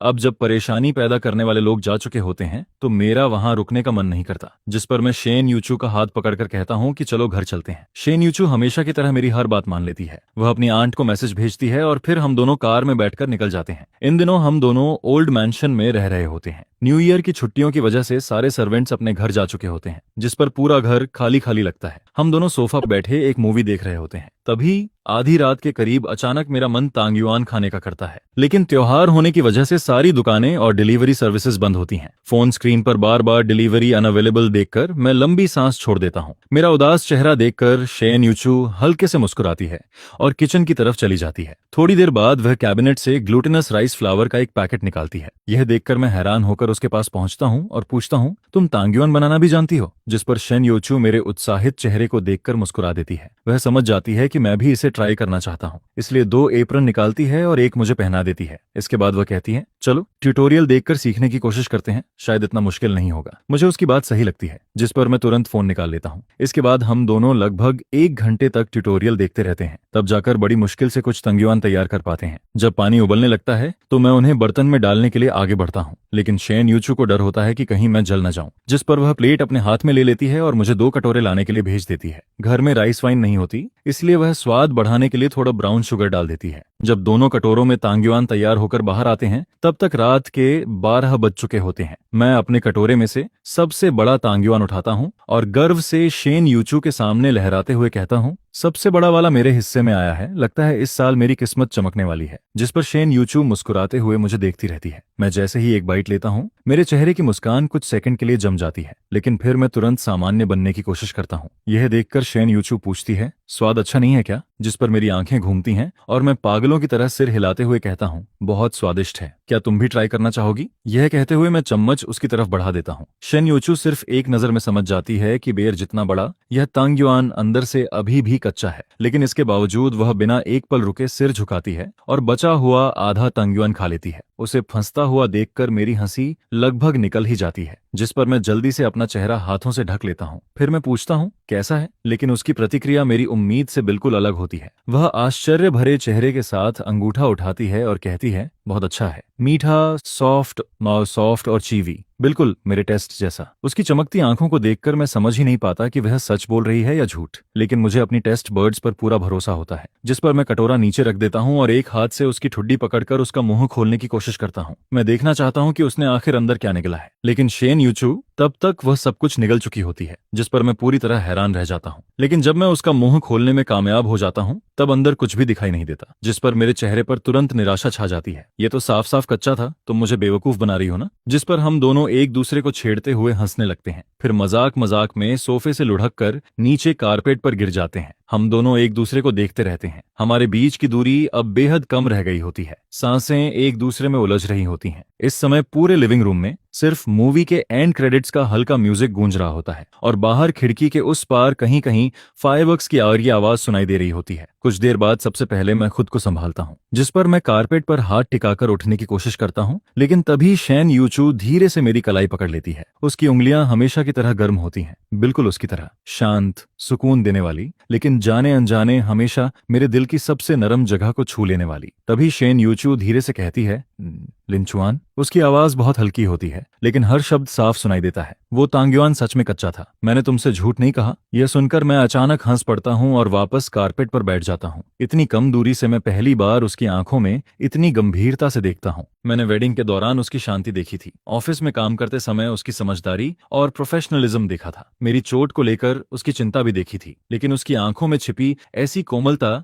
मैंने पहले कभी नहीं देखी थी। इस समय उसकी आंखों में जो एहसास था वह अब छिपाया नहीं जा सकता था। जिस पर मैं धीरे से पूछता हूँ, फिर भी तुमने उसे खा लिया? शेन यूचू बहुत सहज तरीके से जवाब देती है, क्योंकि वो तुमने दिया था। इतना कहकर वह धीरे से हाथ बढ़ाती है और मेरी ठुड्डी को छू लेती है। फिर वह कहती है, असल में मैं तुम्हें बहुत पहले से पसंद करती हूँ, उस समय से भी पहले जब तुम मुझे जानते तक नहीं थे। उसकी बात सुनकर मैं पूरी तरह ठिठक जाता हूँ। मेरी आंखों में मौजूद मुस्कान अभी गायब भी नहीं हुई होती, लेकिन उसकी जगह हैरानी भर जाती है। मैं हमेशा यही सोचता था कि यह शादी सिर्फ फैमिली अरेंजमेंट की वजह से हुई है, कि यह रिश्ता सिर्फ स्टेटस और फैमिली बैकग्राउंड की वजह से बना है, लेकिन मैंने कभी नहीं सोचा था कि इस जल्दबाजी में हुई शादी के पीछे लगभग 10 सालों से छिपा हुआ एक तरफा प्यार भी मौजूद है। मेरे चेहरे की हैरानी देखकर शेन यूचू मुस्कुरा देती है, जिस पर वह अपने दिल में सालों से दबे उस राज को, जिसे उसने कभी किसी से नहीं कहा था, धीरे धीरे मुझे बताने लगती है। जब मैं 18 साल की थी तब तुम्हारी आंट विदेश से वापस आकर शादी कर रही थी। उस समय मैं भी अपने परिवार के साथ वेडिंग पार्टी में आई थी। चारों तरफ लोग सोशलाइजिंग कर रहे थे, हर कोई लिन फैमिली से जान पहचान बढ़ाने में लगा हुआ था, लेकिन तुम अकेले हॉल के एक कोने में बैठे थे। तुम अपनी आंट के परफॉर्मेंस के लिए गिटार की स्ट्रिंग्स ठीक कर रहे थे।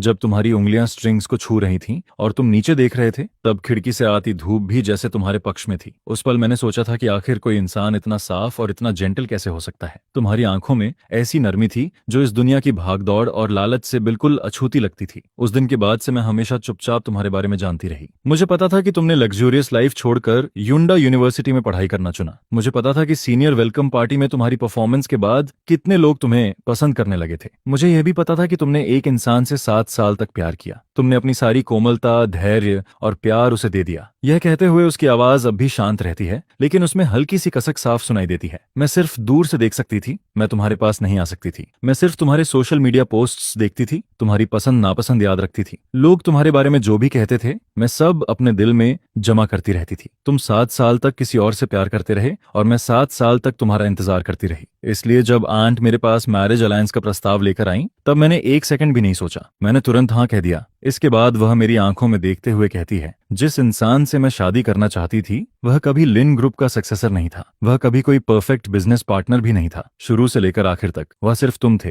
लिंचुआन। उसकी आंखों में मौजूद कोमलता अब लगभग छलकने लगती है। मैंने करीब 10 साल इंतजार किया है और आखिरकार मुझे यह मौका मिला कि मैं खुलेआम तुम्हारे साथ खड़ी हो सकूं, तुम्हारे साथ अच्छा व्यवहार कर सकूं, तुम्हारी देखभाल कर सकूं। उसकी बातें सुनकर मेरा दिल एक धड़कन के लिए रुक सा जाता है, मेरी आंखें भी गर्म होने लगती हैं। 7 साल के उस रिश्ते में मैं हमेशा देने वाला इंसान था, हमेशा अनदेखा किया जाने वाला इंसान। मैंने सोचा था कि मेरी सच्ची भावनाओं का अंत हमेशा निराशा में ही होगा, लेकिन मैंने कभी नहीं सोचा था कि जहां मेरी नजर कभी पहुंची ही नहीं, वहां कोई मुझे लगभग 10 सालों से चुपचाप प्यार कर रहा है। अचानक मुझे उन सारी बातों का जवाब मिल जाता है जिन्हें मैं पहले सिर्फ संयोग समझता था। उसे पता था कि मैं सी फूड नहीं खाता। उसे पता था कि देर रात जागने के बाद मुझे हनी वाटर पीना पसंद है। उसे पता था कि मेरी मुस्कान के पीछे कितनी संवेदनशीलता छिपी है। उसे पता था कि मैं ऊपर से चाहे कितना भी मजबूत दिखूं, लेकिन दिल से किसी के अटल साथ और पक्षपात की इच्छा रखता हूं। वह जन्म से इतनी समझदार नहीं थी, बल्कि उसने सालों तक मेरे बारे में हर छोटी बड़ी बात याद रखी थी, जिस पर मैं धीरे से उसे अपनी बाहों में भर लेता हूँ। मेरी पकड़ अनजाने में और मजबूत हो जाती है, जैसे मुझे डर हो कि यह सब सिर्फ एक सपना ना हो। मैं अपना सिर उसके बालों पर टिकाकर धीमी आवाज में कहता हूँ, हुसो, माफ करना, मैं बहुत देर से आया। मैंने गलत इंसान पर अपने 7 साल बर्बाद कर दिए